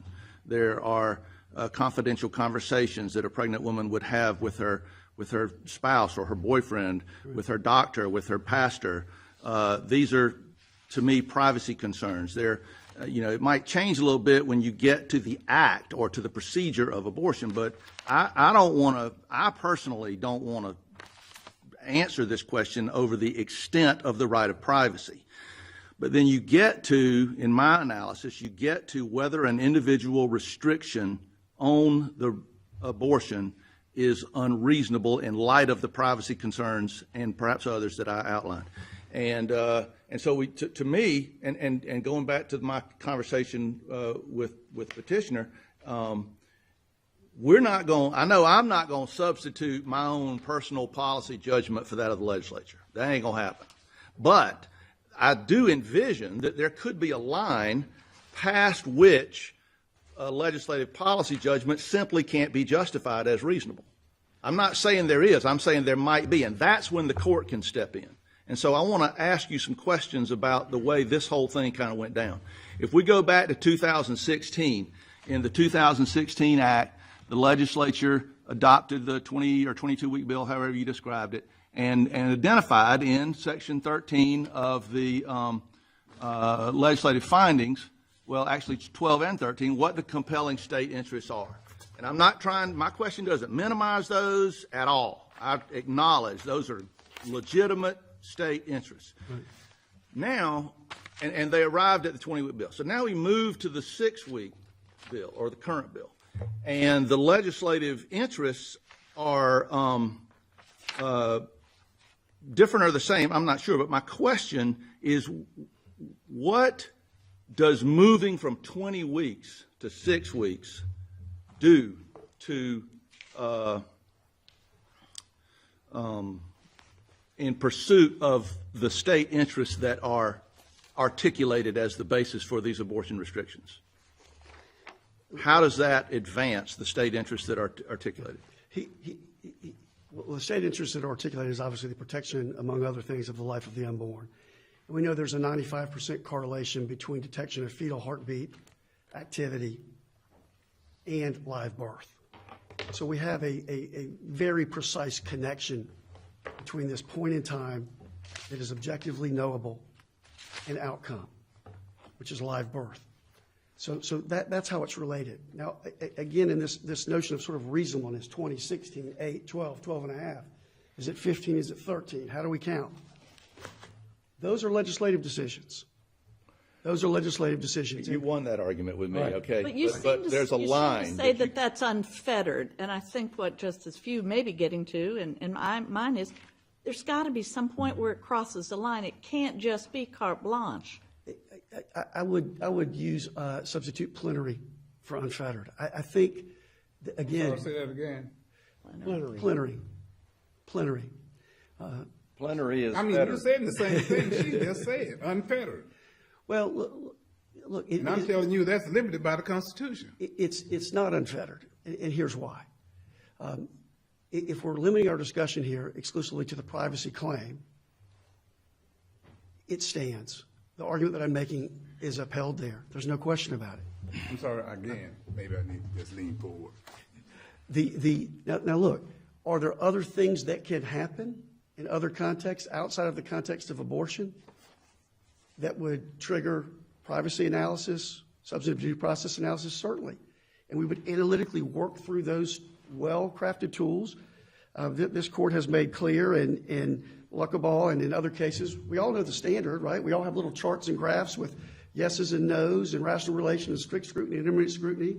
We go through that analytical process, that rule of law. But as soon as we start talking about what's reasonable, or there's got to be a line, or what would be fair or unfair, or that seems harsh. That's what my clients do. That's why I'm asking you about the state interest that's being advanced, and you gave a good answer. It perhaps improves the correlation between those fetuses that are aborted and those that have a chance at life after birth. I get that. Go ahead. There's a 95% correlation. And then the other thing that is mentioned here that I have some questions about, I'm not suggesting that somehow this undoes the conversation we just had. But in paragraph 8 of section 2, it discusses an informed choice about whether to continue a pregnancy. And I just wonder, to what extent did the legislature consider whether moving to this 6-week threshold restricted choice rather than enabled choice? Well, the legislature made the determination that in making an informed choice, a woman had a legitimate interest in knowing the likelihood of this fetus's survival to full term based on the presence of a fetal heartbeat. In that Okay, context, that makes good sense. But then there's this other weird phrase in there where they say the doctor's got to play the heartbeat to the mother. Like, what's going on with that? Because at that point in time, the abortion's already illegal. What does that do? well, again, It may have no significance, but I was curious about the phrase. I think rather than a doctor saying, no, get on out of here, you can't do it, the woman knowing that it's based on the law and the presence of a heartbeat, and here is the heartbeat. She's in a position to know exactly what the doctor knows. Can we say it's really not a heartbeat, it's an electrical signal? Your Honor, We're talking about a collection of cells less than a quarter inch long, and we're talking about, we want people to believe there's a heart beating there. May Your Honor, I follow up on that, Mr. Hall? The American College of Obstetricians and Gynecologists, the American Medical Association, the American Academy of Family Physicians, the American Academy of Pediatrics, the American College of Physicians, the National Hispanic Medical Association, and the Society for Maternal Fetal Medicine all note that what this act considers a heartbeat is actually embryonic cardiac activity that occurs as a result of electrical flickering of a portion of the embryonic tissue. A true heartbeat does not occur until all 4 chambers in the heart have developed, typically around 17 to 20 weeks. Are you saying that all those groups, those hundreds of thousands of physicians that make up those groups, they're all wrong? no, those are arguments they make to legislative bodies, and that's where they should make the arguments. Legislative bodies So here. we can't consider them in determining whether this is reasonable? Your Honor, the first question, the answer politely and respectfully, I think, is no, and here's why. The first question isn't one of reasonableness. The first question is whether the right to privacy, if you want to call it a right to privacy in the search and seizure context, attaches to abortion. And the answer to that is no. And so the question of reasonableness isn't there. With regard to the But is it really a heartbeat? Come on. Is it a heartbeat? well, whatever it is, we know that there is I just a. told you what it was. Well, she told It's me what somebody else flickering. told me it was. If Whatever. you know anything different, then tell us. Whatever it is, without quibbling over terminology, we know there's a 95% correlation between it and a live birth. So we can call it a heartbeat, we can call it fetal activity, we can call it a flickering, we can call it whatever Well, we the want. act the General Assembly is debating now would have that start at birth or at fertilization, they would say. So, I mean, we have a moving target Well, here. But listen. let me ask you something. We certainly all are aware that Dobbs returned this decision to the people and their representatives. And everyone on this court is well aware of the plenary authority of our General Assembly. But why didn't the General Assembly put this to the people in a referendum? I don't Wouldn't know. that have been the best way to know what the people of South Carolina really want on this issue? Well, the General Assembly certainly has that prerogative if they want to do They it. could have, and in fact, a motion was made to do that, and it was said to be out of order. Isn't that correct? Your Honor, I think that's right. I don't know, but I will tell you that. Why was it out of order? I mean, why wouldn't that be important for all of us to know what the people think? Your Honor, on the floor of the General Assembly, I think those questions directed to the legislative leaders would all be the right place. In terms of whether that's the best path forward, The legislature is the people. it is. It's their elected representatives. And notice whether it goes to a ballot, starts with the legislature, whether the people's decision or viewpoint or advice, whatever you want to call it, in response to the ballot initiative, goes back for ratification. So be that good, bad, likable or unlikable, the fact of the matter is the General Assembly has that authority, and it's not debated. And it is unfettered, in your view. Plenary equals unfettered. In this court, because the separation of powers, we really shouldn't be here today. The ability of the General Assembly to act is limited in many ways. We've got a bicameral legislature. We see them right now wrestling over this very topic, right? So there's political checks there. Well, it's not unfettered because your authority is bound, the boundaries are the Constitution, Absolutely. constitutional provisions. And again, the question, the fundamental question, the only question in terms of privacy, which we've been discussing and devoting our time to, is Article 1, Section 10. What does it mean? Can I ask a question, Chief? Yes, please. Does the Planned Parenthood argument fail under substantive due process, or does it succeed? And give me a reason why or why not. It absolutely fails. Why? It fails because in 1712, we incorporated the English common law, which had largely outlawed abortion except when the life of the mother was at stake. It fails because in 1883, the first time we as a state codified the law, it was a felony, except in circumstances where it was necessary to preserve the life of the mother or the child. All right, that would be... So at the most, the right is perhaps rooted, but not deeply rooted.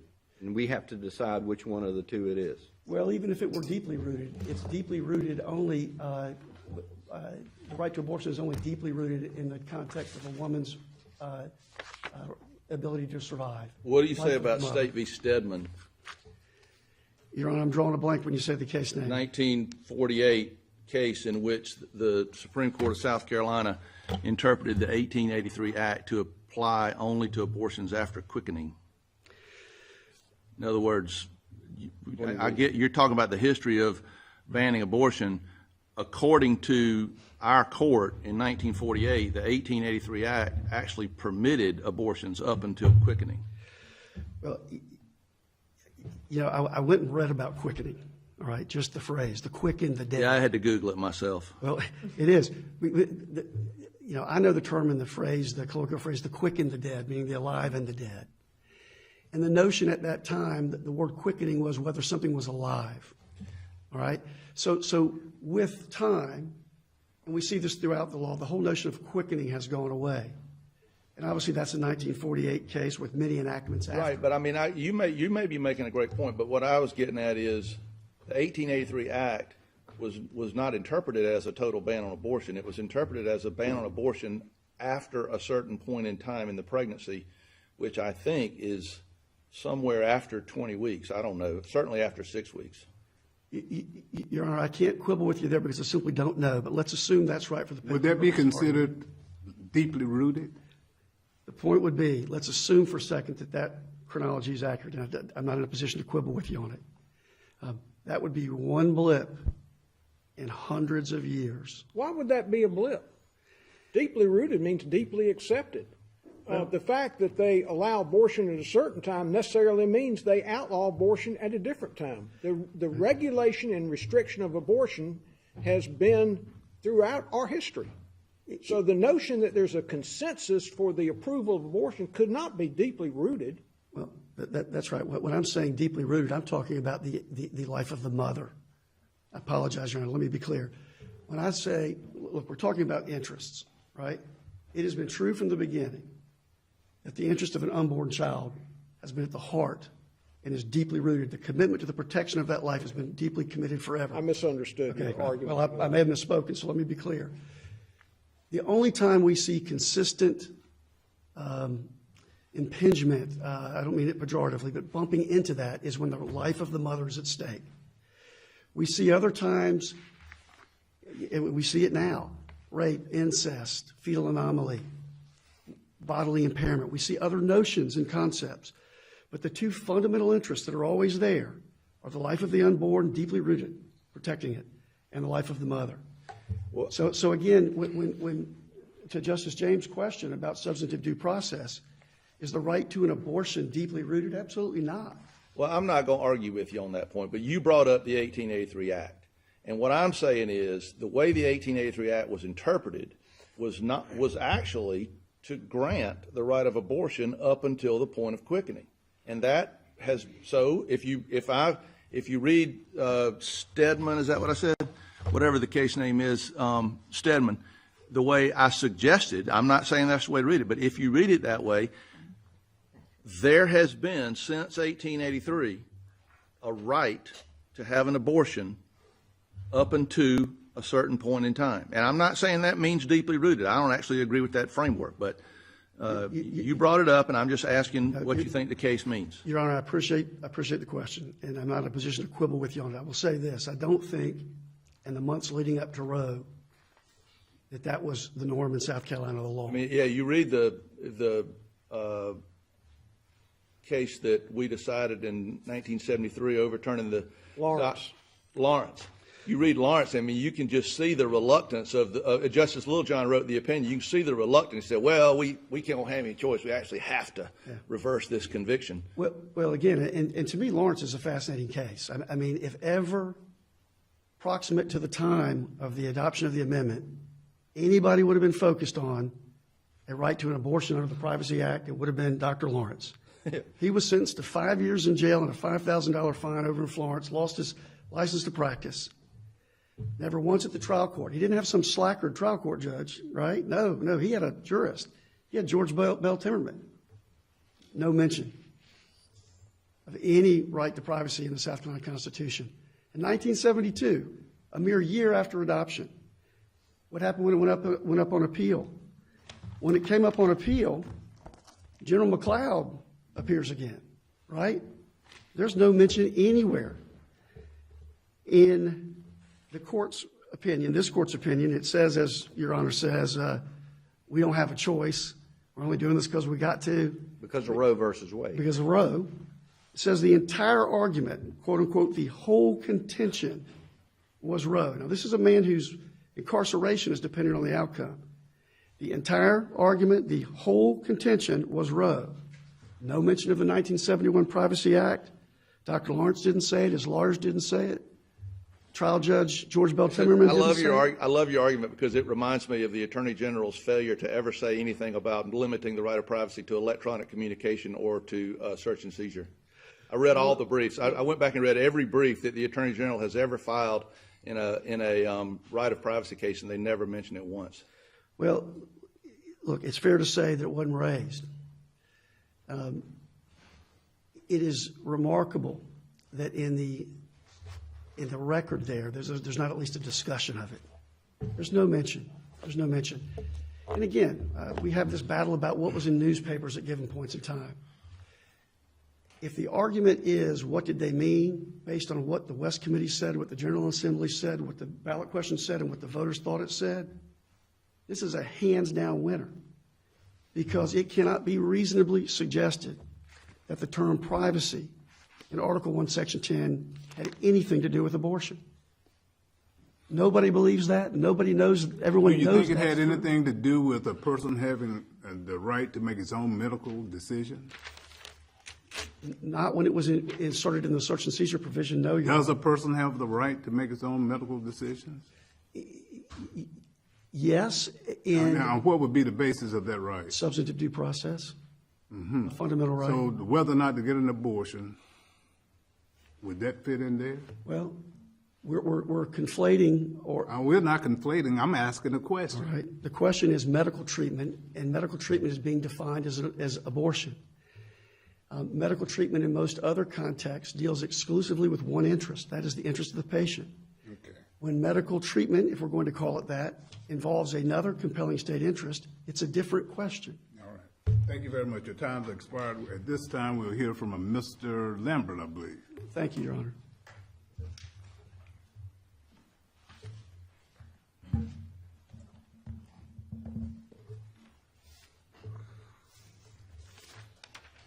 Mr. Lambert, please shed some of that wisdom you have on this. I want to know what page the ballot is on. I believe it's on, may it please the court, Mr. Chief Justice, I believe it's page 878 of the Joint Appendix. It's not on page 897. I believe it's 878. All right, so and that's my only question for now. There have been a lot of points that have been made so far this morning. I want to start with two brief ones to pick up with where the court's question. It's not on that page. Is it not? Is we it? will. Somebody find it. We will find an answer before we leave the room. Nobody must have thought the West Committee was all that important in the 1970 amendment to the Constitution. No, that's a joint resolution. Yeah. I'm looking for the ballot. He wants the ballot, not Well, a the copy was resolution. pasted and transferred to briefs. It's cited to the joint appendix, but it's in the briefs.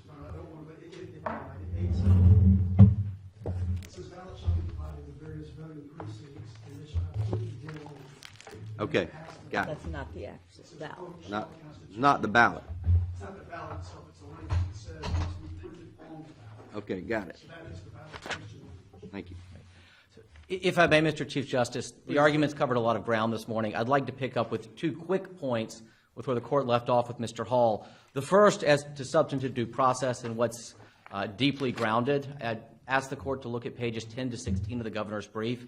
That covers the history of the state's regulation of abortion. And Justice Few, as to the issue of quickening, I would encourage the court to read the Supreme Court opinions in Dobbs, starting at page 2249, where Justice Alito has a long discussion of quickening as an evidentiary rule before medical technology allowed us to know whether or not the unborn child was alive. The second brief point goes to the conversation before as to what is this, Justice Harn? Is it a heartbeat? Is it cardiac activity? Whatever it is, Mr. Hall's correct. There's this 95% correlation. But I would point the court to page 43 of the governor's brief. Just weeks ago, Planned Parenthood's own website referred to a very basic beating heart and circulatory system developing during weeks 5 and 6. They have since changed that to refer to a part of the embryo starts to show cardiac activity. So whatever the language is, clearly it's evolving among the discussion, and even with my friends on the other side. So those 2 points aside, I would like to discuss why the history is important. And Justice Kittredge, as you notice, the history here does strongly support the idea that privacy in Article 1, Section 10 has something to do with government surveillance and obtaining of information. But Justice Hearn, to some of your questions about aren't there things in the record that support the petitioners? Let me stop you there, Mr. Lambert. Let's say you're correct, perhaps unintentionally, but don't provisions of this act bring the privacy provision, perhaps through the back door, perhaps unintentionally, but into our framework for deciding this case? Isn't the reporting requirement of the physician necessarily a connection with law enforcement that deals with the privacy provision? No, and perhaps nothing else in the act deals with privacy. That's debatable. But I'm just saying, if I accept the premise of the limitation of your construction of the privacy provision, isn't it back in play because of the obligation of the physician to report? If that's the case, Justice Kittredge, it would be in play only as to that provision, and I would note that the Act in Section 7 has a severability provision. And I don't think you can then impute the entire privacy provision onto the entire Act. So if there's any application here, it's very limited. It doesn't go to the sort of first-order question of the Act's restrictions on abortion post-fetal heartbeat. Justice Hearn, I do want to focus on these couple of places in the record. The petitioners cite on page 14 of their blue brief a statement from Mr. Sinkler, but even they admit that it's in the context of electronic surveillance. And if you read that entire section of minutes, they're talking about electronic surveillance and criminal procedure. So it has nothing to do with abortion, bodily integrity, or medical decision-making. They also point the court to the appendix. So your position would be that State v. Singleton was wrongly decided when it extended it to forced medical treatment? Your Honor, I think Singleton is at least distinguishable here for 5 reasons. We're not asking the court to overrule Singleton in this context. But if I may, 1, Singleton involved an entirely personal decision. Even the United States Supreme Court in Roe noted that— What could be more personal about a woman's decision to have an abortion? The Supreme Court in Roe, Your Honor, recognized that abortion was, quote, inherently different. That's page 1. I'm asking you. I know you're not a woman, but what could be more personal than that decision? Your Honor, there could be any number of things that are more personal. Name me one. I know all the women in the courtroom who happen to be mostly on this side, interestingly. Your Honor, I would think— We all want to know. What would be more personal than that, Mr. Lambert? How about physician-assisted suicide? It would terminate that person's own life. That is illegal under state law. And, Justice Kittredge, if I can jump away from Singleton, and I do want to get back to these points about limiting principles. Well, okay. Well, I thought you were going to talk about Singleton being distinguished for 5 reasons. Sure, I'll finish Singleton. Is that out. in your brief? Parts of it are, but let me just give you 5 quickly. 1 was it's inherently personal. It's fundamentally different than other privacy rights. Roe even distinguished abortion from Griswold. 2, it allowed for forced medication in certain circumstances, so whatever Singleton means, it's not necessarily this sweeping right that my friends on the other side call it. 3, it lacks any analysis of the history of Article 1, Section 10. Number 4, it relies on a Louisiana case that looked at a constitutional provision there that was enacted post-Roe, and that Louisiana decision, if you go back to it, has a law review article from Louisiana that talks about how their constitutional convention might have evidence. And number 5 is Singleton does invoke federal law. Federal law, when it comes to abortion, both in Casey with the plurality and Justice Ginsburg's dissent and Gonzalez v. Carhart, rejects the idea that abortion, in Justice Ginsburg's words, is based on some generalized notion of privacy. And perhaps 6 is dicta. 6 is dicta, and I think on that point, Justice James Forrester is also dicta. Forrester talks about it being outside the search and seizure context, Mr. Chief Justice, as your question noted. But Forrester, This dicta, we've cited it many times. that is true, but if you look at Forrester specifically, it was ultimately about, did the police, 1, have to inform the defendant of her right to refuse consent to a request to search, and then 2, the ultimate issue was whether the officer search in that case of ripping the lining out of the purse to find the drugs went beyond her consent. That case was in the search and seizure context. So there's no way that a line about this one provision applying outside of that. The statement was still made that it was, Mr. Chief that Justice. provision of the Constitution applies outside of search and seizure. That is correct. That's what the case said, right? It says that. I would So suggest, are we to ignore that? Your Honor, this court has said often that dicta is not controlling on the court, and if it's dicta, it's not controlling. If you believe that is the holding. Well, I'm from the Scalia school, if you will, when we talked about dicta. He says there's no such thing.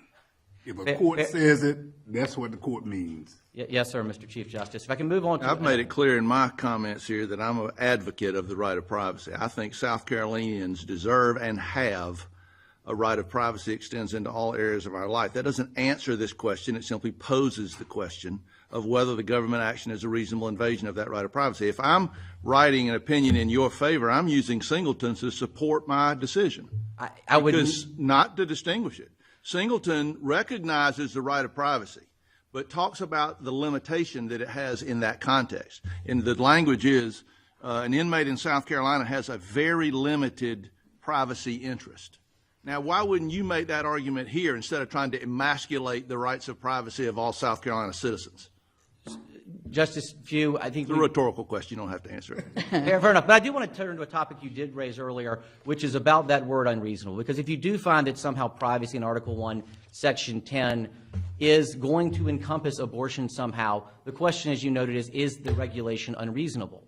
And the common law... Unreasonable as a matter of law is what I said. Correct. Yes, sir. The common law has often analyzed what is reasonable and not. And it does that by looking to history and case law and statute to determine it.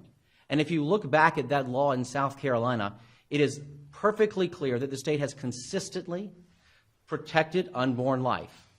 So whatever happened in 1973, which was Roe, that led to the 1974 Act was, as the Supreme Court said in the United States, the arrogation of authority and taking it away from the people. When the people were making these decisions, their history and tradition was protecting unborn life. So, and this is a critical point, I think, in this case in determining what this means. The 1970 Act prohibited all abortion, this is Act 821, all abortions except for maternal life and health, rape, incest, or fetal anomaly.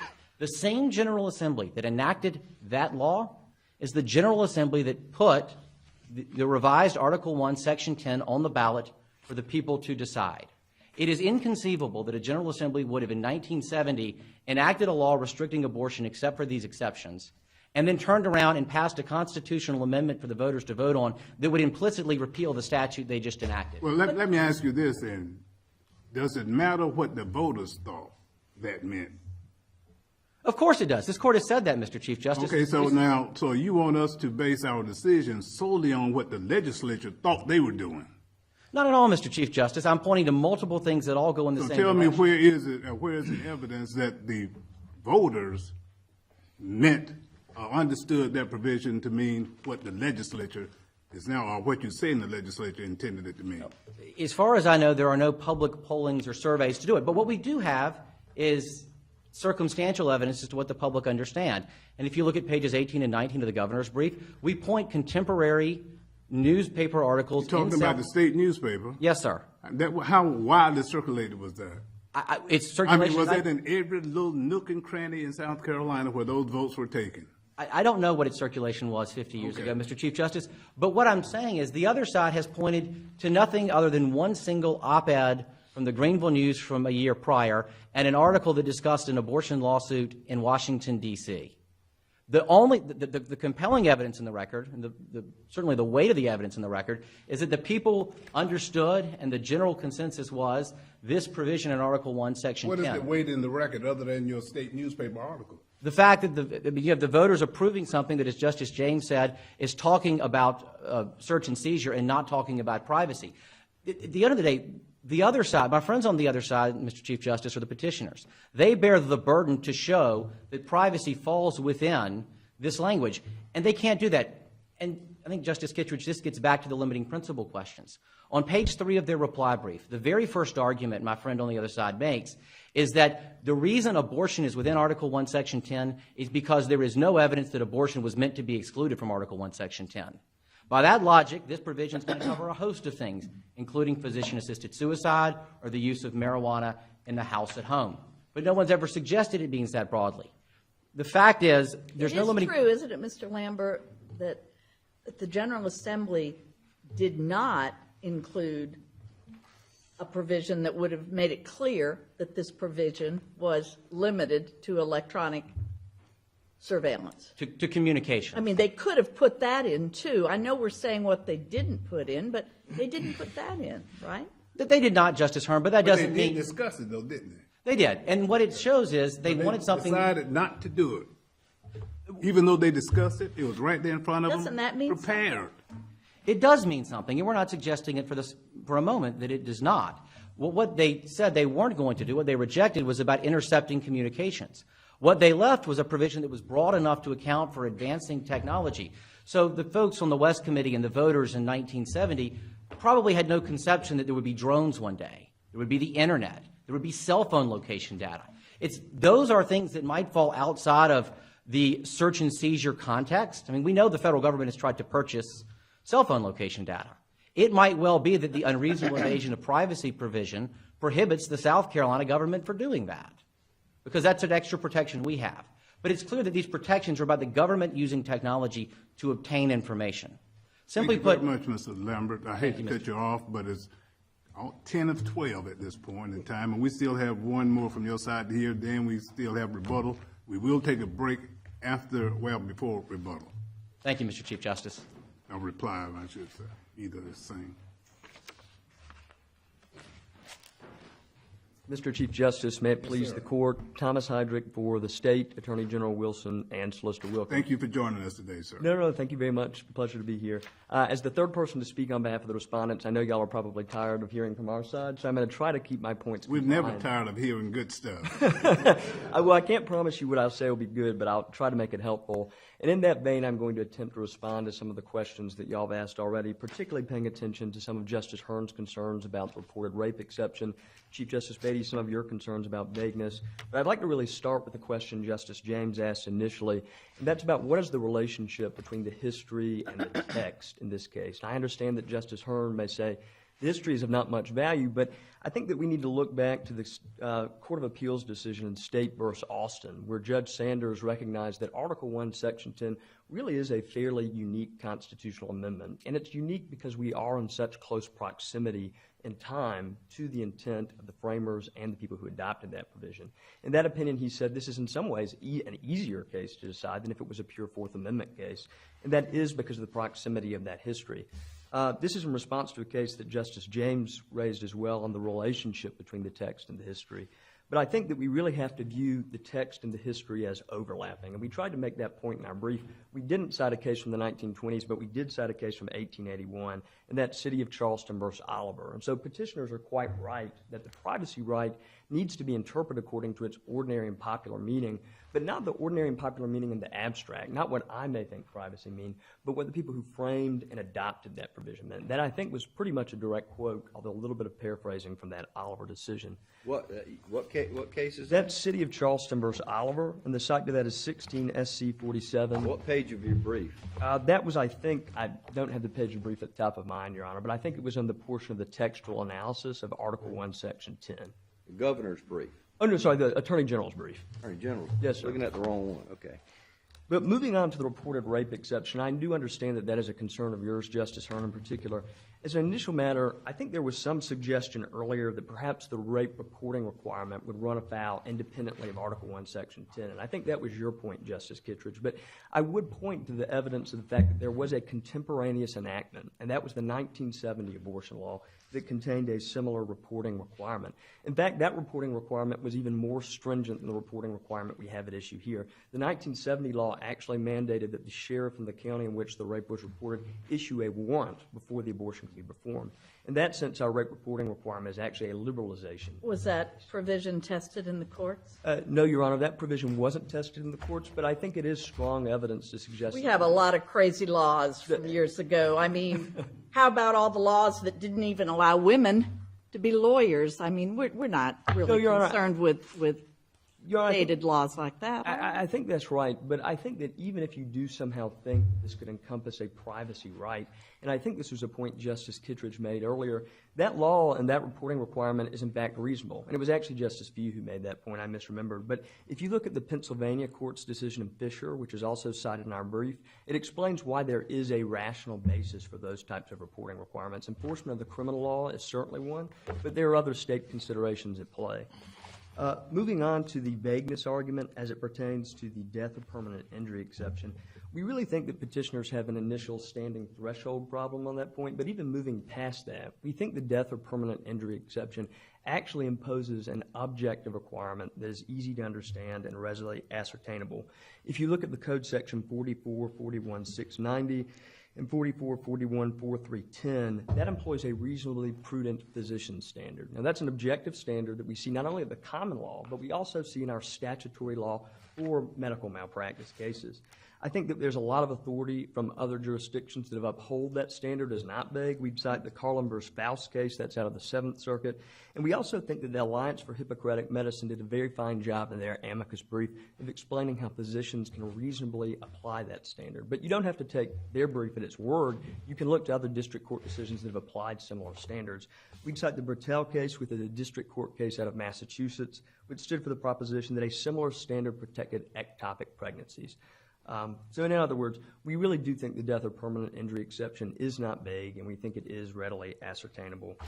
There was one other point that I wanted to make in response to a comment from Justice Kittredge as well, and that was the import of the Singleton decision. We do really think that Singleton is an aberration. We don't think it is supported by the history of the West Committee, but we would suggest that Singleton itself, and I think that Mr. Lambert recognized this, has a limiting principle that you could apply in this case. You're looking at me, but you accused Justice Kittredge. Oh, no, I'm sorry. I'm sorry. You need to apologize to Justice Kittredge. But Justice, I'm sorry, but we do think that Singleton actually imposes a limiting principle on its own right. In that case, it recognized that the privacy right at issue was not absolute, but could be conditioned on the right and respect for a separate autonomous being. That's really what we think is the case. That's right. We didn't need Singleton to tell us that the privacy right is not absolute. No, and I think that's right, Your Honor, but I would respectfully suggest that Singleton could be read to stand for the proposition that any privacy right that Article 1, Section 10 protects is limited out of respect to other living beings. And in this case, the state has made a reasonable determination that a fetal heartbeat is worthy of that protection. What rights of privacy do South Carolinians enjoy because of this provision in our Constitution?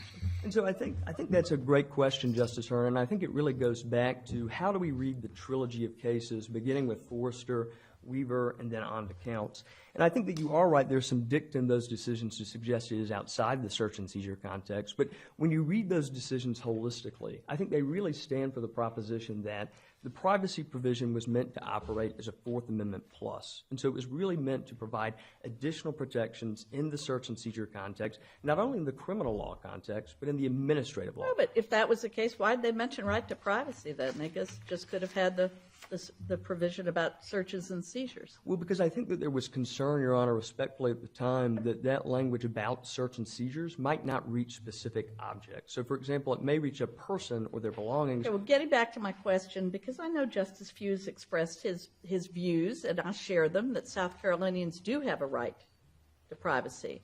You obviously, you all, do not think it extends to a woman's decision to have an abortion.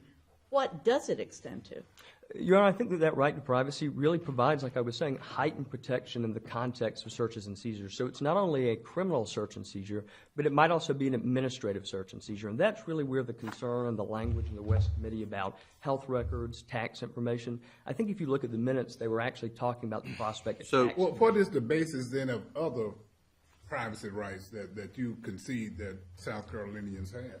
Well, I think, Your Honor, I think that Mr. Hall and Mr. Lambert briefly addressed this point. There may be some privacy protections that are protected in the common law. That's not a constitutional issue, obviously, and I think petitioners' attempt to invoke those sources really fall flat. So if it's not in the common law, there is no right to privacy. No, Your Honor, I think there is a specifically enumerated right to privacy in Article 1, Section 10 that is largely limited to the search and seizure context. All right, Although it doesn't say that. So our automobile stop cases, we can be really, really restrictive on law enforcement's ability to search a vehicle. We can go Fourth Amendment plus. I think that's exactly right, and I think that's what Beaver case is getting at. Okay, and so we can really, really look hard at all law enforcement searches and seizures because we have a plus. I think that's exactly right. And so you would advocate for the Attorney General that we should probably start doing that. I would advocate that this court should apply its precedent on that point. Well, but if it's Fourth Amendment, can we overrule our precedent? if you've taught us that it's Fourth Amendment plus, we can not only modify Singleton and so forth, we can really, really be on the lookout. I think that it does provide a ceiling to Fourth Amendment rights. That's Well, right. let me ask you about, before your time expires, we talked about vagueness. We still have not addressed this conflict that was the basis of the injunction in the first place. How do you address that? Well, I think that's a great question, Chief Justice Beatty, and respectfully, I think our initial position is, one, there really is no conflict. This type of provision is actually relatively common in South Carolina law. In our brief, we cited a comparable provision that was in a gambling case, and it really stands for the pretty Because it's in another provision somewhere else doesn't mean there's not a conflict. I believe this court said those two provisions, SB 1 and 44, 4110 to 80, conflicts. Yes, Your Honor. I think I was just trying to make the initial point that there are certain provisions that do not conflict. Well, how do we deal with this one? I think that in the event that this court were to determine that there was a conflict, I think you would revert back to the standard rule that the later in time statute controls, and therefore the heartbeat bill would control if there was. Even though the statute itself says it's not repealing 44, 41, 20. Yes, Your Honor, I think that's generally right. But again, our baseline position is we actually. So we'll then make that decision for the legislature then, something you told us we can't do. Well, I think it would be guided by a longstanding principle that the later in time statute would control, respectfully, Your Honor. All right. Thank you very much. We'll take a 10-minute break at this time.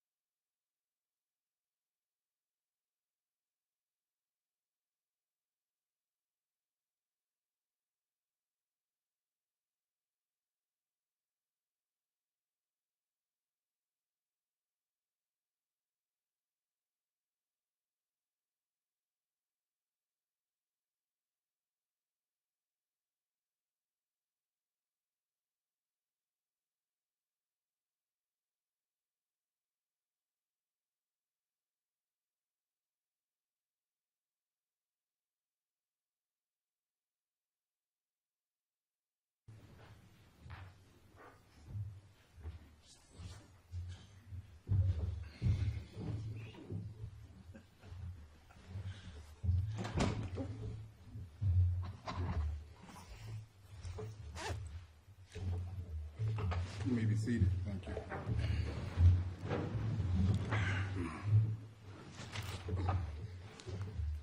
Ms. Murray, in reply.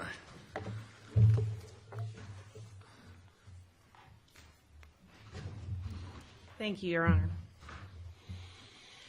I'd like to begin by noting what struck me as peculiar about the arguments on the other side. Despite 3 attorneys, more than 45 minutes of argument, I still don't know what the state's position is as to why the General Assembly could not mandate sterilization or forbid married women from taking birth control upon pain of criminal penalties.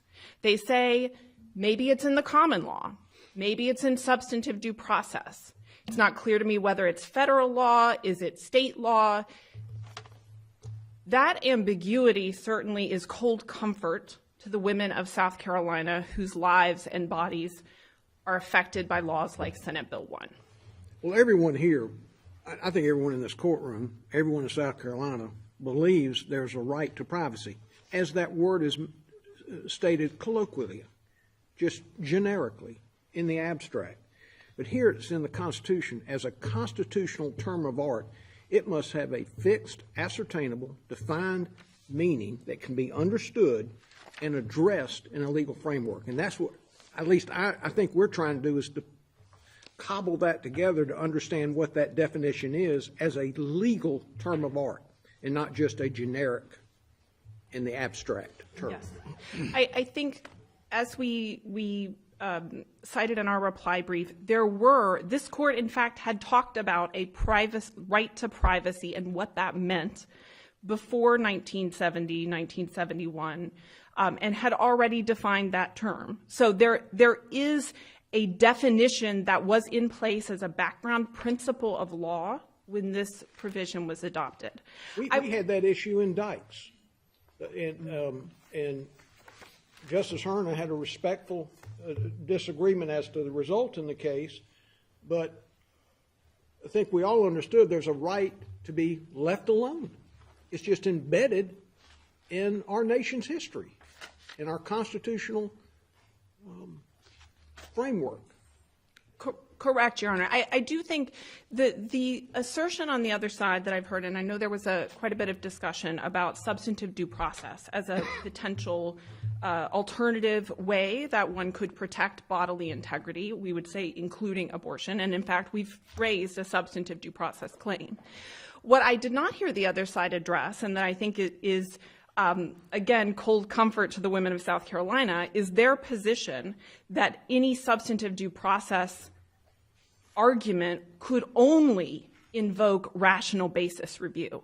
That would mean that there's nothing separating a law that forbids use of contraceptives, forbids abortion, from a law regulating, I believe as you had suggested, where you go for lunch. Those laws would be treated the same. They would get rational basis review under the state's position. And certainly that is not what we think was intended by the addition of a constitutional right to privacy. I'll make this comment, and I defer to the others, but you have got to get from the phrase constitutional, legal term of art, privacy, and is it a short distance? Is it a bridge too far? I don't know, to a fundamental right, because you have got to put your hooks in strict scrutiny. If you don't put your hooks in strict scrutiny, I'm not sure where you land. So there's got to be the nexus between, it's got to be a fundamental right so you can put your hooks in strict scrutiny review. I will say, Your Honor, I think in Singleton, this court, although it didn't say that it was applying strict scrutiny, it certainly adopted a categorical rule that even where someone is a danger to others, that person cannot be forcibly medicated if it is not in his own best interest. That, to me, rings in strict scrutiny. Singleton was a bodily integrity case, and as Justice Hearn points out, the experience of pregnancy is an intimate experience of one's body. So I think Singleton already supplies, in part, what this court could rely on for ruling in our favor. I will say as well that to the extent that this court considers history, and there was a lot of discussion about prior regulation of abortion. However, as Justice Few pointed out, under the common law, abortion was legal until the point of quickening, which, as we provided in our reply brief, there's evidence there. We cite a case there where the court said it's essentially impossible to have quickening before the third month of pregnancy. I simply raised the question, and Mr. Lambert schooled me on it by educating me or telling me that actually that's a standard of proof, not a cutoff in time. In other words, the state was unable to prove an illegal abortion unless it had evidence of quickening. Otherwise, there's no evidence that the child was ever alive. Now that's what he harkens back to Dobbs on that. So I just want to point out, I was just simply asking a question. I appreciate you giving me credit for saying something substantive, but I just asked a question. I do want to point out, though, in the Stedman case, and I'm looking here at page 7.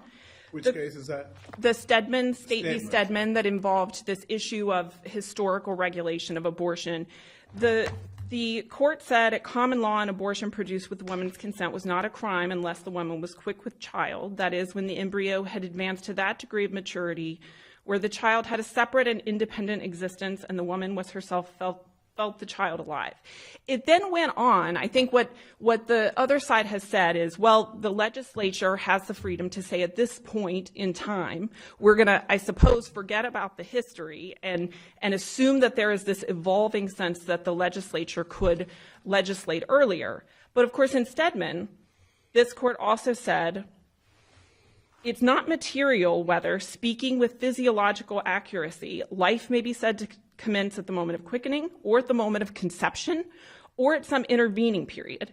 In contemplation of law, life commences at the moment of quickening. So then just to make sure that I and we understand the point you're getting at, you're simply arguing whether we apply a rational basis analysis or a strict scrutiny analysis.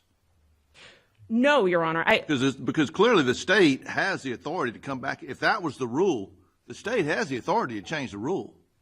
And if the point of quickening, as the state suggests, is a point with legal relevance because of the history, then the point of quickening was typically understood at roughly 4.5 months of pregnancy, beyond which our clients don't provide abortion. So I just want to. What is the date on the Stedman case? That is 1948. So we're talking about deeply rooted again. So from 1948 to whenever, abortions were legal before the quickening. Under the common law. And then in later regulations, abortions were treated as misdemeanors without. What's the significance of, let's say we agree with you, what's the significance of that to our analysis? So again, Your Honor, our view is that you can rely on the text and this court's existing precedent to decide this case. To the extent that you look to history, as some have suggested you do, I think the significance of that shows that, in fact, under the common law, abortion was not just, there were different codes in application. It was legal under the common law until the point of quickening. The other thing that I will say, with respect to looking to history altogether, my friends on the other side have said. It's an interesting point because I feel like when we look at deeply rooted rights, we're not looking at whether it's legal to do something. We're looking at whether it's illegal for government to prevent you from doing it. And to say that abortion was legal under the 1883 Act as interpreted in Stedman is not to say that it is unlawful for the legislature to change that rule. And that's what a deeply rooted right is. A deeply rooted right would be one that the legislature cannot take away. And there's nothing that I hear you saying in this whole analysis of the 1883 Act and Stedman that causes us to think that the legislature can't change that rule. Well, certainly the common law, the legislature does have the power to change it, which is all the more concerning when defendants have said, essentially you might look to the common law to prevent the kinds of hypothetical statutes that we have posited. In terms of the looking at the history, though, the other point that I do want to focus on is, one, I believe that the state has indicated that there was a respect for one's body to be left alone historically, and that somehow would come through substantive due process or otherwise. But of course, women's bodies are today understood to include in that, to be included in that. And so looking at historical regulation, did they talk about abortion? Did they talk about birth control? That has to be viewed in the context of a history in which women were left out of decision-making altogether, and discriminatory statutes that affected women's lives and bodies were not just widespread, but seemed ordinary. So I think that, again, we think you can decide this case on the text alone, but to the extent that you look at history, it should not be for the perpetuation of discrimination against women and the history of them being left out. The other point that I do want to make about, I believe there was a focus on the correlation between the point at which cardiac activity can be detected in a pregnancy and the likelihood that that will lead to a live birth. And I do just want to point out that what the state omits in describing that relationship is the 8 months more of pregnancy on which that pregnancy depends on women's bodies to do the work of getting to a live birth. So when women's bodies are that intimately tied to the interest, again, we think that is a per se unreasonable invasion of privacy. I also wanted, in terms of thinking about the framework, sort of how do we think about issues related to... Can I follow up on that? Sure. What if, and I know you said your clients don't perform abortions after a certain time, but let's just talk about rights, the right, not whether or not somebody's going to do it. If the mother has second thoughts during the 7th or 8th month and her body is still doing the work, does she have the right under Article 1, Section 10 to have that pregnancy terminated? We are not arguing that, Your Honor. Okay, so you are saying no. I am saying that is currently illegal in South Carolina. I'm saying under the Constitution, would she have the right to terminate that pregnancy? At that point in pregnancy, this court has already held that there is a compelling interest. So your answer to that question from Planned Parenthood and your clients is no, she does not have the right. Of course, that is not the case here. Under strict scrutiny, it would depend on what the government showed. I would like your answer. Certainly, we think that at that point in pregnancy, there would have to be an exception for the life of the pregnant woman, which I believe the state would concede. Okay, gotcha. For her health and life. Thank you. In terms of the relationship between abortion and pregnancy and other bodily rights, the other point that I wanted to make is in the context of Singleton itself. As I understood the distinction that the state is drawing, it is that abortion is sort of sui generis in terms of bodily integrity because it involves another person, as they would describe it. Again, this court and SB1 itself does not treat a 6-week embryo as another person. If it did, of course, you wouldn't have a rape exception. After birth, a woman could not kill her child because she had been raped. So SB1 itself distinguishes between a 6-week embryo and a person. But with respect to this idea that pregnancy is somehow different, I would again say in Singleton itself, the court recognized that even where there could be harm to others, there is a sphere of privacy that protects your body from government interference, even in that instance, if it is not in your own best medical interest. And as the evidence here demonstrates, SB1, far from protecting women's health, harms women throughout the state of South Carolina. How does the state in the act define this potential life? You said something earlier that it's defined at one thing earlier on than it is at a later stage? So in SB 1, which appears, it starts at page 101 of the joint appendix. Well, the reason I ask is subsection 6 in the definitional says human fetus or unborn child each means an individual organism of the species Homo sapiens from fertilization until live birth. So the legislature has made a decision that at conception, life begins. Is that not a legislative finding in the definition section of the Act? Well, they have defined fetus to mean from fertilization on, yes. And I understand their position to be they didn't need to stop at 6 weeks. They could have gone to And that's where the fertilization. 2 weeks come in, isn't it? Isn't that where the extra 2 weeks that you talked about with Yes. Justice Kittredge come in? That's correct. But I think if you look at what the Since we're talking about having determined when life begins, isn't that very subject, that point, the subject of plenty of lawsuits brought by religious organizations throughout the country? I know there's one in Florida. And we are forcing our Christian beliefs on the beginning of life on other religions, and they don't believe that. yes. And objecting to the current abortion laws in those states. Yes, you're right. I And believe there are 5, if my memory serves me correctly. that may well be. They're certainly pending. I think that, that is consistent with a right to privacy, that it's not just a right to decide what to do with one's body, but to have one's own views about how the course of your life should go.